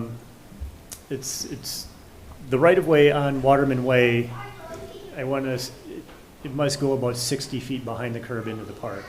What we're seeking to do is change that property limit to about 15 feet behind the curb. Okay. And put it, to a more normal street right-of-way width. That way, we have more property within the city park property to locate that well. Okay, So Because you can't locate it within the right-of-way, is that correct. the? Yep. So, that makes sense. yeah, it'll be easy because city owns the property, Yeah. so. That's very interesting. Doug? Is that officially a park? Do we know that? I always thought it was just vacant city land. All the documents that I've read indicate it as a park. Okay. Um, Got a sign. yeah, Yeah, that's- so. Must be. Yeah, I mean, I'm sure there's, It's in the park and open space plan. yeah, Dane Right. County Well, it's open reviews space. it, or says it's a park too. I think Okay. that the key all you're looking for is whether or not it's been officially dedicated Right. as parkland. Yeah, The reason for that is that I'm guessing this is where you're Yeah. going, is if it's simply city property being used as park, the city retains all authority and can make independent decisions on right. what the use of that park is. However, if it's been dedicated as parkland, there's actually a judicial court process that it would need to go through in order Right. to change the use at that point. So, That's an right. important distinction Right. to make sure to proceed on They that. so. probably hashed that out back in 2004 when the That's city true. committed to that space for well 4. But we can dig and see what we can find on that. Well, it just occurred to me, as Neil was saying, that if it's officially dedicated park, then there's a whole process that I assume the city utility would have to go through to be able to use the park for that, so. Would something like that be recorded at the county? I would think it would be Yeah. part of either the plat or the Yeah. original land division, absolutely. Well, we can check the plat map for sure. We have that survey outside our offices. And maybe there's something in the paperwork from 2004 too. Yeah.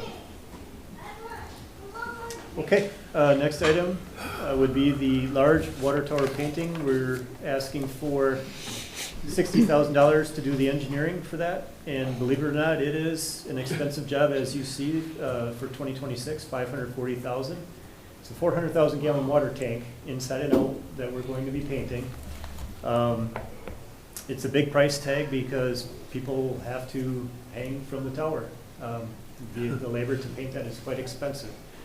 But there are a few areas that have been found during inspection that is leading the engineer to say that it's time to get painted. We are at the 20-year mark next year, which is kind of right in line with industry standards. So again, it's $60,000 to do the engineering and prepare the bid manual and put this project out to bid next year. Any questions for that? So which one is this? The big one, the Okay. large tower. Because we just repainted the other one a couple of years ago, Correct. didn't we? Okay, that's what, okay. Yeah, the small tower is 100,000 gallons and the large one's 400,000. Brad will have Reach 64, the next project. So this is phase 2 of the Reach 64 improvements project. Phase 1, as you may remember, is Stonebridge. It was a large underground detention chamber at Stonebridge Park. This is going to be a very similar underground detention chamber, but about 5 to 6 times the size of the one that we installed in Stonebridge Park. So this will have a permanent pool of about 3 feet deep of water inside the chamber, fully enclosed and fully subterranean, so under the ground. We'll have a bypass structure to help with bypassing the huge storm events that come down that 60-inch pipe. So this will be able to handle about a 2.5-year storm. Not a very large storm, but that watershed is huge, so you can't really pump that much water into a large structure like that. So it doesn't do anything for treatment at that point. This, we've got grant funding from the DNR. We haven't gotten their award letter yet, but we were scored in the top 10. So it's very, very, very likely that we would get funded to the $150,000 from their UNPS construction grant. And then we just got word from Dane County that their grant program was upped to $1 million instead of $500 as a max. And this project is eligible for the full $1 million in grant funding. We are very likely to score very well on that application, especially because you're only competing with the cities that are within Dane County at that point. Mm-hmm. And based on the grant applications for the WDNR grant, there was only like 2 or 3 projects in Dane County that were applying for that grant. So I have a feeling that we will be getting an award letter or notification here this month in October. And so yeah, this will be one of the largest funded projects that we've done in a long time. And this gets us pretty much. Do we have to pay the money up front for that? Yes. Yeah, it's all up front. Hmm? They're pretty good about it. Yeah. Yeah. And usually I try and apply for reimbursement in November of the same year. So typically they can turn it around by January of the next year or the following year. So we don't hold that borrowing for a long period of time. So we just do a short-term note of some kind, or ban, or? Depends on the post going to be, borrow from the TIF for a year and pay the TIF or something. Oh, okay. We do it internally. But this, just so everybody knows, this is not touching Haywood, correct? We're not doing anything in Maywood Park, no, that is Oh, correct. okay. Right. Yeah, we did not have the correct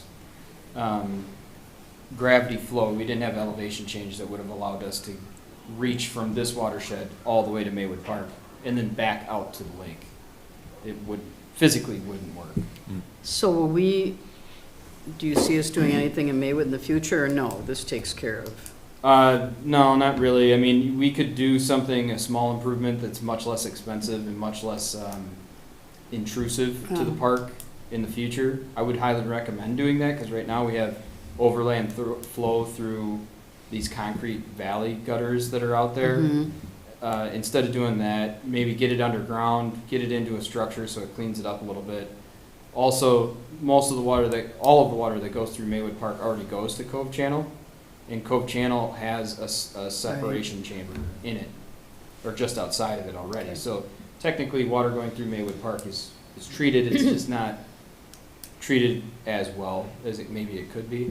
The next project outside of this that pretty much gets us to our full amount of reductions needed, it would be Winnequa Park Lagoon. Oh, okay. And that will be a very big project. I have a question. Rick?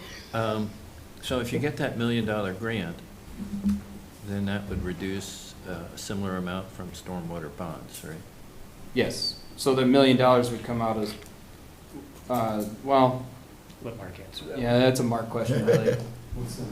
So if we get $1 million grant, do we still have to take all the money out of stormwater bonds up front? And No, then that's why I reimburse it? borrowed from one or two. I borrowed money from one check we repaid right But we wouldn't have to have as much in stormwater bonds to pay the away. project. Right. So I'd move that, once I get that adjustment, I would readjust these numbers, Okay. other revenues. If that makes sense to you. Is the system at Stonebridge, is that working well so far? Yeah. Yeah. Yeah, we've been down there after a fairly large event last year, and there's hardly a trickle coming out of the outfall. So it was able to absorb, we've designed that one even larger than you Right. typically would. So that can take almost a 10-year storm event, which is not typical for engineering standards for underground detention. Usually you'd only take a maximum of a 5-year event.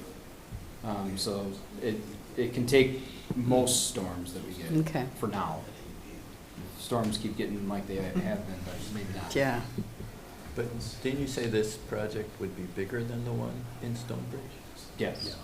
But it's for a 2-year rain instead of a 10-year rain.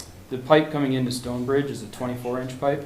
The Okay. pipe coming into this project is a 60-inch pipe, and in all honesty, it probably should be an 84. Oh, Wow. So it takes a lot of water. It's a huge watershed. It's almost- very, very It's even large. taller than Mark. Right? So the more water you come in, treatment is all about slowing water down and letting it sit. right. That's big. The more water coming in, the less you're able to do that. So at some point, you just have to say, okay, we're just gonna bypass all of the rest of this Oh, and get it straight out to the lake. okay. You can't really treat everything. No, you can't treat everything. And the retention pond across from Lake Edge, that's not potentially enlargeable as a project? That's correct. You can't make that bigger. Okay. Gotcha. And it doesn't help us because we can't get credit for treating stormwater that comes from Madison properties. Our jurisdiction is our jurisdiction, and so the only surface area that we get treatment for has to be within the city of Monona. And 90% of the water comes down to Lake Edge, comes from the city of Madison. Gotcha. Any other questions? Guess not. Brad, next one is Interlake and Gishel. So Interlake Basin and Gestalt Basin are fairly aged at this point. They are in a state of decay or degradation. Interlake is very difficult for our crews to get in and clean out. The bottom is all broken up, and when we do get in, we basically sink in. Is this down near Interlake Drive or where? Okay. Yep, right next to Lottis Park. Okay. So that basin just needs to get reconstructed. There's a couple design options, but as of right now, what we're probably going to put back in is going to be very similar to what's there today. It works for what it's used for, and there's not much point in changing it How up. old is that? That's been in Over a decade. for a while. Yeah. Yeah. At least 30 years, I believe. Yeah. Mm. I want to say that went in when Highway 12 moved Mid-90s. off of Broadway. Yeah, I think Yeah. that's probably right. So, Gestalt Basin is our industrial park basin. It acts as both a spill preventer and a flood prevention device and a stormwater treatment device, so it's threefold. It was designed in cooperation with the Army Corps of Engineers and the DNR. Being an industrial basin, it has a spill gate that would prevent any kind of chemical or industrial spill from getting out into the conservancy. And it also acts as a flood levee, so floodwaters can't get into the industrial park. So because of that, we are going to spend a fairly significant amount of money coming up to look at getting that back to what it was designed to be, and to work with the Army Corps of Engineers and the DNR and ask them, hey, do you have any other requirements for this device, given modern regulations or otherwise?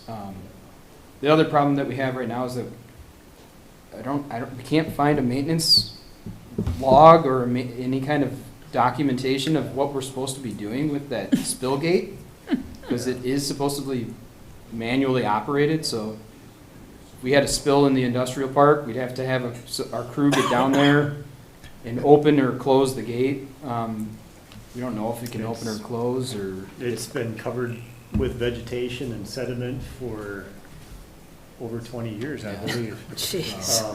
What you see, if you look at an aerial east of Gestalt, out there now, compared to what it would look like when we're done, it's gonna look completely different. It's just all grown and silted in.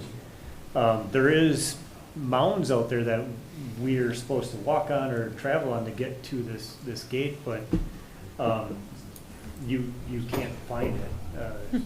I walked it one time with Veer Becker back in 2011 when we did a survey, and it was quite a hike, walking through the marsh, trying to find this. But this will be quite a project once we get to the construction phase. It's like Brad said, once it's rehabbed, it'll be operated as it's intended to be operated, and we'll have to, come up with a maintenance plan to keep it maintained and not let it get overgrown the way it is.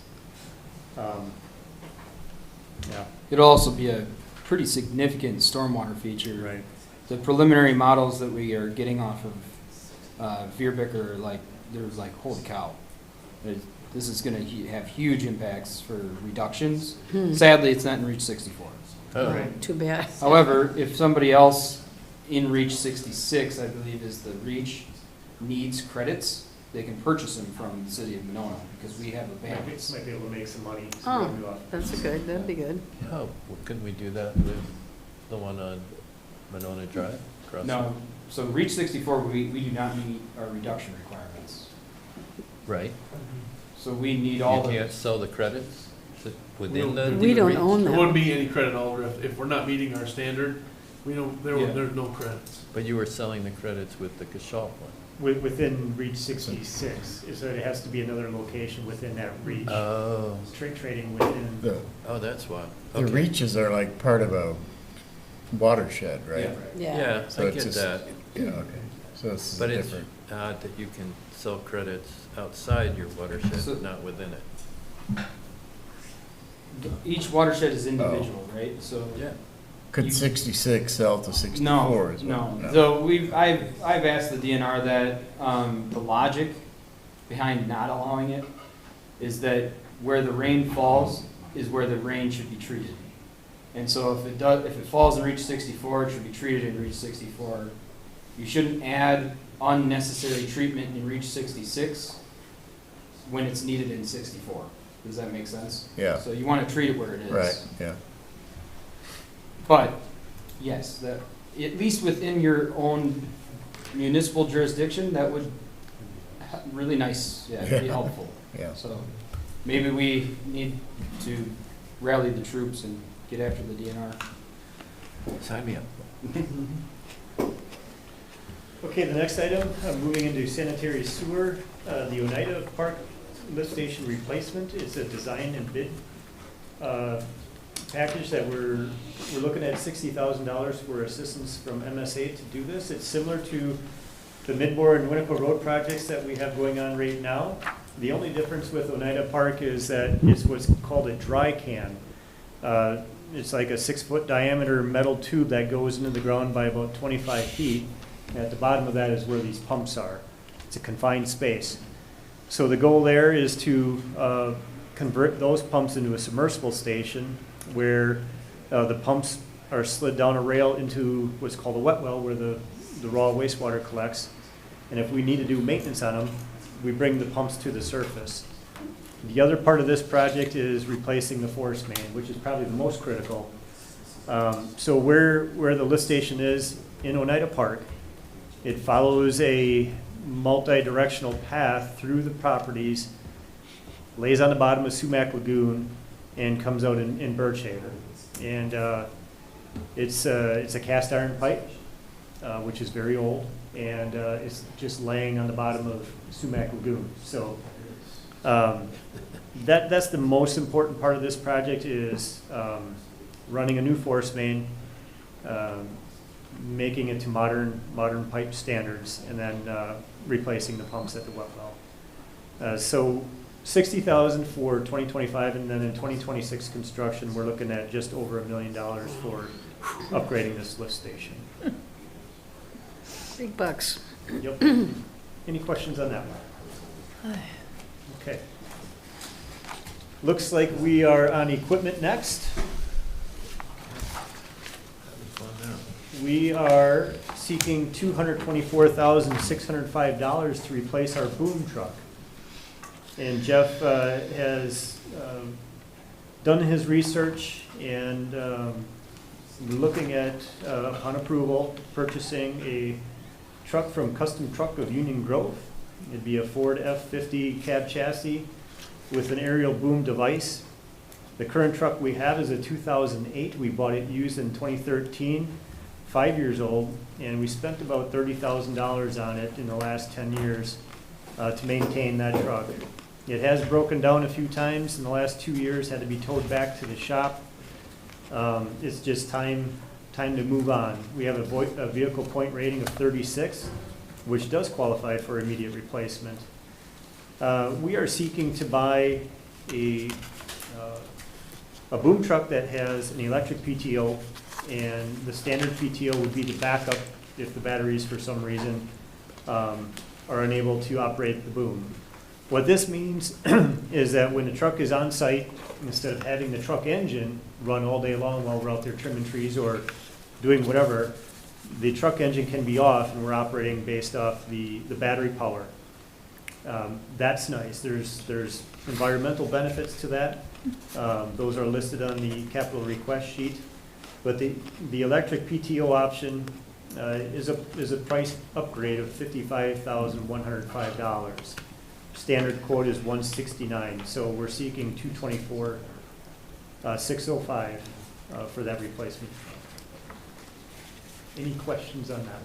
I don't know if you see in here, but you said a lot of exhaust comes out of that the Right. crew is breathing in as Yep. they're working on the Right. current one, right? Yeah, when it operates off the truck engine, yes, it's putting out exhaust all day long, and the crew, because the truck is stationary, the exhaust kind of hovers and hangs in the air there. So that will be nice, along with the 85% job site noise reduction with the electric PTO. So there's some pretty good benefits there. When it isn't operating, it doesn't have to high rev to operate the boom. Right. Yeah, they have to crank up the RPMs when they're using the boom. Any questions? I've got one. Patrick? Yeah, just a quick question. Is there any advantage to leasing a boom truck as opposed to purchasing it? Has that been part of the equation? Jeff did look into that, and he wasn't able to find any success with lease options out there. Gotcha. Thank you. The market is pretty much used or new. The last item for Public Works is replacing the 1984 Solaire air compressor. 41 years old. We're seeking $30,000 to buy of the replacement air compressor. With that, the hose and attachments would come with it. It'd be a standard 185 CFM pull-behind trailer-mounted air compressor. There are a wide range of models to choose from for that price range, so I think that $30,000 would get us what we need. And hopefully we can get another 41 years out of it. So. Any questions on that, or any questions on anything else that we have? Apparently not. Thank you. Thank you. Mr. Anderson. And I think Jake will be starting on page 69. Most importantly, Jake, who won? Most importantly, Jake, who won? Not Winona Grove. It was not good. What was this? The Sunday night game. then. Youth football, yes. This is the second game in a row that I've been pulled away early for work purposes. Ah. Which one are we starting with? The Parks, page 71. Okay, there's 4 projects that were included in the budget. I'll go over the first 2. The first one is a specialty trailer. I would recommend removing this from the capital budget. Without having a storage facility, it makes no sense to purchase a trailer now where it would be sitting outside. Also, sponsoring it or having some form of other revenue to pay for it, it's only used maybe a dozen times a year. So trying to find people to sponsor or pay advertising would not be sufficient. So I would defer that one to a different year. The electric vehicle is much needed for the amount of staff that we have and our special events at various times of years. We were unsuccessful in our request for a tourism grant in the 2024 process. They're still used daily by park staff and recreation staff in supporting the special events that are both internal and external. Again, this has another source of revenue that was proposed as general obligation bonds, but I think it was moved to also be sponsored. I'm not sure, Administrator Sexual, what? I think I do know we are going to be certainly be pursuing the federal financial assistance. In fact, we have Kathy Kuntz. Kathy from from Dane County is actually going to be at our staff meeting tomorrow to help discuss, strategize exactly how to fund. Is this one of the ones you'll be This asking will definitely be about? one of the ones we'll be asking about, absolutely. Jake, I thought there was, is this perhaps the same vehicle that was in last year's budget? Correct. The current one we have is 2019. We just replaced the batteries this year. Otherwise, we've had zero maintenance costs with them. They're extremely efficient and useful, and we can get into park spaces that we can't really get in with a lot of our pickup trucks. Actually, Mesbo was able to use it on Saturday for the Chili Festival. I was and- just going to ask if Mesba was using that, or if there was a I Parks allowed them to employee use it doing because it was a really nice ability to move in and about festival grounds, which is precisely why we were hoping to get tourism funding. Next project is tree replacement, and this is removal, replacement, and treatment. That amount is $20,000. We're shifting more from replacing over 40 trees over the last 3 years to probably treating some of our larger caliper oak trees that we have. There will be some of that money that would be used for some tree plantings along the new path in Winnequa Park. And then the last line item is a typical replacement of bike racks, benches, and trash cans as needed. This year we used some of that, a portion of that funding for recycled plastic picnic tables. These last quite a bit longer than the wood tables. They're very heavy. They're at the Fireman's Park Shelter. If you haven't seen them, get a chance. We'll be looking at moving forward with more of those replacements as we go. How expensive are those? Those are about $1,000 a piece. What is it, how much is a typical wood one? So about 500, about double the cost, but the, like, replacing boards on right. these can be challenging because the bolts spin and they all got cut off, so it's more staff time. And a lot of ours are outside all year too, aren't they? They're all Yeah. outside all year round. Do you need a lot more benches? Depends who you ask. We are now in kind of, we have sponsorship opportunities for benches for Memorial in existing locations and new locations, but by our ADA transition plan, we need to have an accessible path to those bench locations, so it gets a little tricky with trying to comply with the law. There's certainly some spots at locations that make more sense or are more desirable than others. But I think, you know, one of the things we're gonna be working on with the path is, you know, having our senior center have walking tours and kind of like, where would be a good spot for a rest stop? And, you know, maybe that would be some location. So we want to kind of let this project breathe. There's certainly actually a good demand right now to participate in our memorial bench program, to purchase a bench in honor of a loved one. But we're trying to balance complying with the law and complying with, you know, Right. meeting the needs of people that It are. comes with other wanting to do that. costs, yeah. Yeah, they're between about 2,500 to 3,000 for a bench and a pad. Oh, on a pad, right. Yeah. Thank you.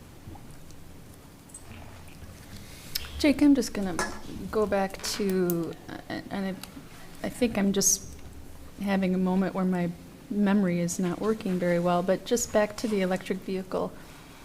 I can see it in my head. It was like an Ego or Eco. It was like 4 persons could ride in it. I swear we approved that last year, but then Missy came before tourism talking about wrapping it. Can you tell me why was it just not purchased after the budget was approved? Why were tourism dollars I needed? think they wanted a second one. It was approved with the idea that tourism money would fund it because I think it's the deal, if we put a wraparound promoting the hotels, that it would be, we could justify it under tourism funding, I think. I guess that was lost on me. It was considered other approved. revenue I last thought it was year. approved, and it was approved. There was a portion that was approved by GO bonds last year, and the other was to be cost shared with tourism. Okay. Yeah, 10,000 GO and 20 tourism. So do we still have the 10,000 GO is still accessible, right?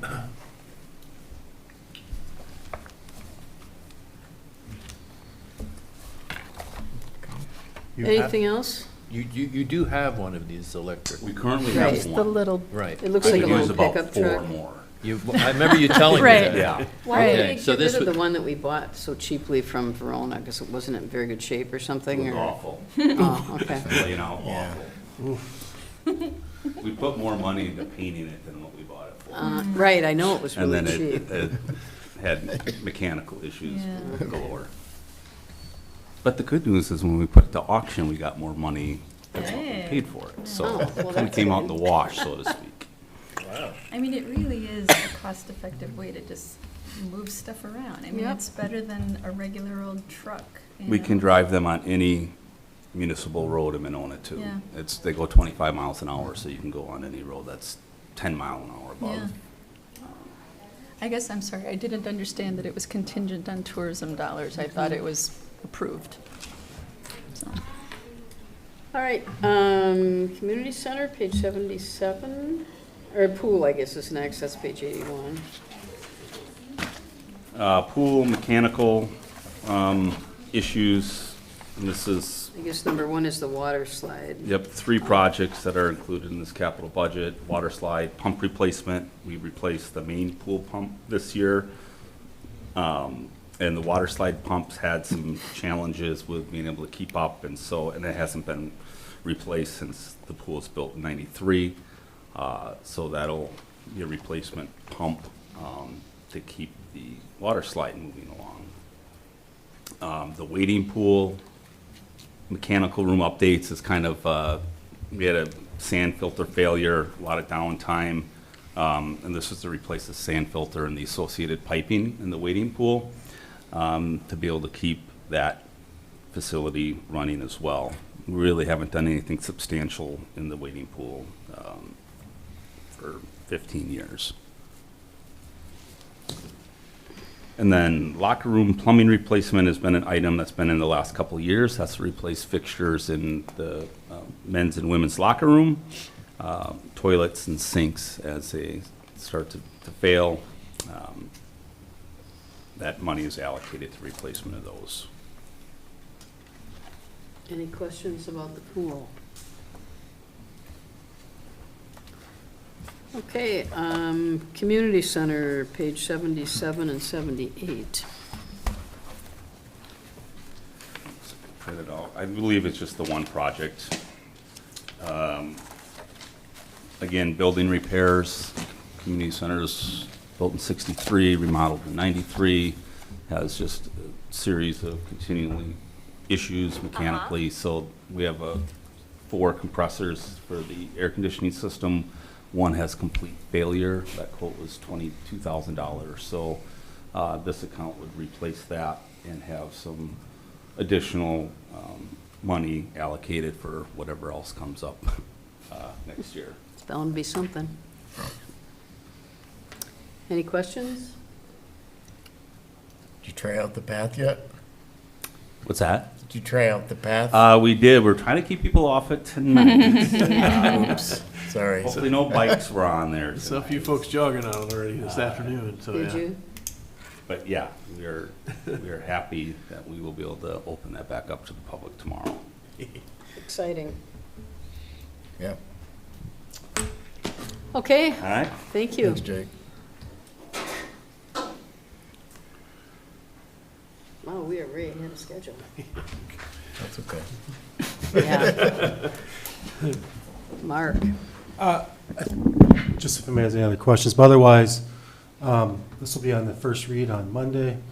If you want any budget amendments to get into the packet, if you can get them to by Thursday night, by Thursday, because Leah puts the packet again on Friday, so as long as she's not really scrambling for stuff. Otherwise, you have some during the week or in the weekend, you just want to let us know. We'll bring them that night. And if we don't have them till the next meeting, that's okay too. Yeah, we're not voting on it till later in October anyway. So if you want, yeah, if you want it to be reviewed for that first meeting. So. If you, and I know Alderwood has requested all the ones that were taken out, all their descriptions that were in the packet. We'll have those put together and we'll get those emailed out to everybody in PDF. Any other questions? Neil? I guess if there's nothing else. Yep, just very briefly, We're Mayor. Obviously, we had our first public information meeting with the referendum here this past Wednesday. Thank you all for coming. Thank you everybody for being there. That was excellent. We did have, several questions and comments related to potential cuts and information coming back to that. Staff is kind of working on assembling, a list for consideration by council. Kind of main, just general categories of kind of what certainly I'll be taking a look at, certainly based on feedback from department heads and certainly in conjunction with Mark and evaluating impact. Probably in not necessarily any priority order, but certainly facility hours at a variety of locations, including the library, senior center, pool, extending from, reductions to certainly possibly closing, if it possible, just to see exactly what those dollar figures could entail. Obviously, certain programs and services that we would be looking at, things like, probably looking at things like brush collection, frequency of our recycling, those types of things, taking a look at those. Maintenance types of efforts, one we're really trying not to get into too much, because I think we're already kind of behind in a lot of ways. But things are buildings, grounds, vehicles, equipment, things we can try to push a little bit more useful life out of. Usually that requires more maintenance than less, but certainly we'll be looking at opportunities there as well. And if absolutely necessary, if we aren't able to certainly match the numbers we're looking for with those 3 categories, certainly probably looking at our part-time and LTE staffing in terms of possibilities for some reductions potentially there. It's kind of, I think that would be kind of a last-ditch effort to kind of look at that, because obviously by doing that dramatically affects those first three categories as well. So certainly wanting to take a look at those. So just wanted to certainly kind of put that out there and remind council that those would kind of be the general categories we'll be looking at. If there are anything that is certainly off limits, we'd like to certainly, appreciate knowing that going into that, or something for sure that we think if anybody has any feedback on that, certainly be happy to, drop me a note, let myself or the mayor know, as we're kind of assembling these and trying to get some additional information, probably ready for council, probably at the next council meeting to kind of at least have something. It won't probably be a full formal recommendation at that point, but at least we'll give council some goalposts to maybe stay between and kind of help collaboratively work on what that potential cut could look like. I don't see us voting on this Right. real soon, because until we know about the referendum. Plus, it's going to change every year, because the first year, for instance, if we do the putting of the trash and recycling on the tax bill and institute a wheel tax, that's a fair chunk of money, but that would only be good for 1 year. Then the next year, it would be a lot more in turn. We still need to make some cuts, I think, but the following year would entail more cuts, so it's going to be an ongoing thing. Yeah, I mean, I think we need to know the size of the hole. Right. Or by, I assume there'll be Exactly. different options at the whole, so, yeah, we need, Yeah, until we absolutely. know, kind of have a better idea of that, it's a little hard to decide, you want to cut hours or, get rid of programs or whatever. No, and that will certainly be part of the analysis, Alder. I mean, I think we are certainly, at least from my perspective, still planning on kind of using the implementation of the compensation plan as kind of a base to start with, in terms of where we feel that was where council directed, I believe, in our previous conversations on that. So we'll certainly be starting with that. That's kind of our initial number on that, which is going to be substantial. If a referendum fails, still implement that plan, number is going to be a significant number.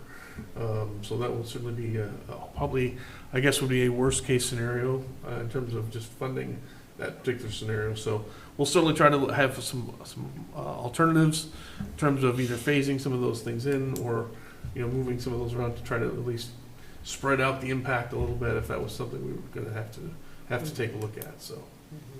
Okay. And staff is really, just hopefully this week, getting the operating budgets all put together. I'm going to be having meetings with the department heads on Thursday and Friday about that. So we really haven't had all the information we even need for the operating budget till recently. Like, we just heard about the insurance Correct. Yeah, increase for next year. There's a couple other things that we never hear about till August or September. Do you have transportation aids yet, or? We estimate, but yeah, so some of that, I realize people would like exact answers right away, but there's just a lot of moving pieces to put To together. your point, certainly the net new construction numbers didn't come out till, I think, third week of August. Yeah. We're certainly looking at transportation aids as being one. Madison Metropolitan Sewerage District is just Right. finalizing their budget. That number carries through into our operating budget as well. So, yeah, there are certainly lots of other external factors that we are trying to certainly get worked into the final numbers. Again, we have estimates marked as a pretty bang up job in terms of getting those usually pretty close without too much dramatic change on the budget, but certainly working to try to get those. Those will be coming in fast and furious probably here in the next couple of weeks. So. And they're dealing with trying to look at 4 different budgets too. It's Correct. going to be a very Yeah, complicated. so I do want to. Complicated process. Yeah, issue with my appreciation for what departments have been working on so far this year, as well as Mark. Mark's the one who's kind of wrangling all the cats at the end of the day in terms of getting everything into a readable, discernible format for everybody. So kudos to all his work so far on that. So. And we also, I'm optimistic about the referendum, but we also need to think about, if it does fail, we're going to have to go back for another referendum. And when do we do that? Because next year, the only time we can do it is in the spring, because there's not a fall election next year. And the state has laws about when you can go to referendum. It can only be during routinely scheduled elections, right? We can't hold a special referendum.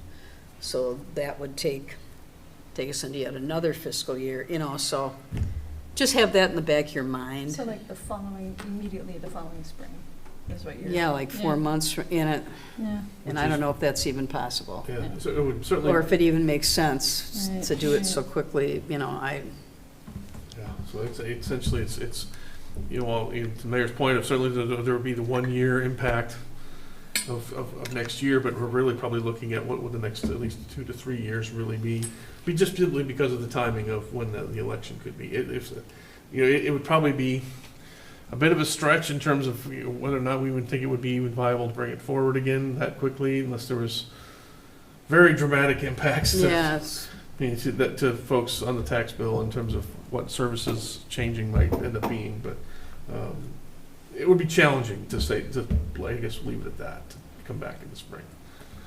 Teresa? I really enjoyed the public information meeting. I thought there was a lot of great comments and perhaps some misunderstandings that were straightened out. There were comments about, I'm paraphrasing, but something to the effect that, my family is already paying so much. The value of our house, the assessment just keeps going up and up and up. And I think there just still are also some misunderstandings about how that's not a direct, it doesn't just at the same rate increase your taxes. However, I'm hoping you can remind me, this body has approved a change to the way we assess properties in Monona, to have it be a more stringent process, but that will only be implemented, that improvement, that change will only be implemented if the referendum passes, am I right? That is correct, Is Oliver. it So- really more stringent? Well, essentially, it was the quarterly quarters of the city with an inspection Right. component. A walkthrough. We did like Right. 4 or 5 Right. years ago. Right. But the point is, it's at the end of the day, people want their house, their property to be fairly Right. assessed. Nobody's arguing that their property has increased in value. It's just they want fair assessment compared to others who live in the neighborhood. And I believe that with this change to the way we do city, household assessments, that could come about.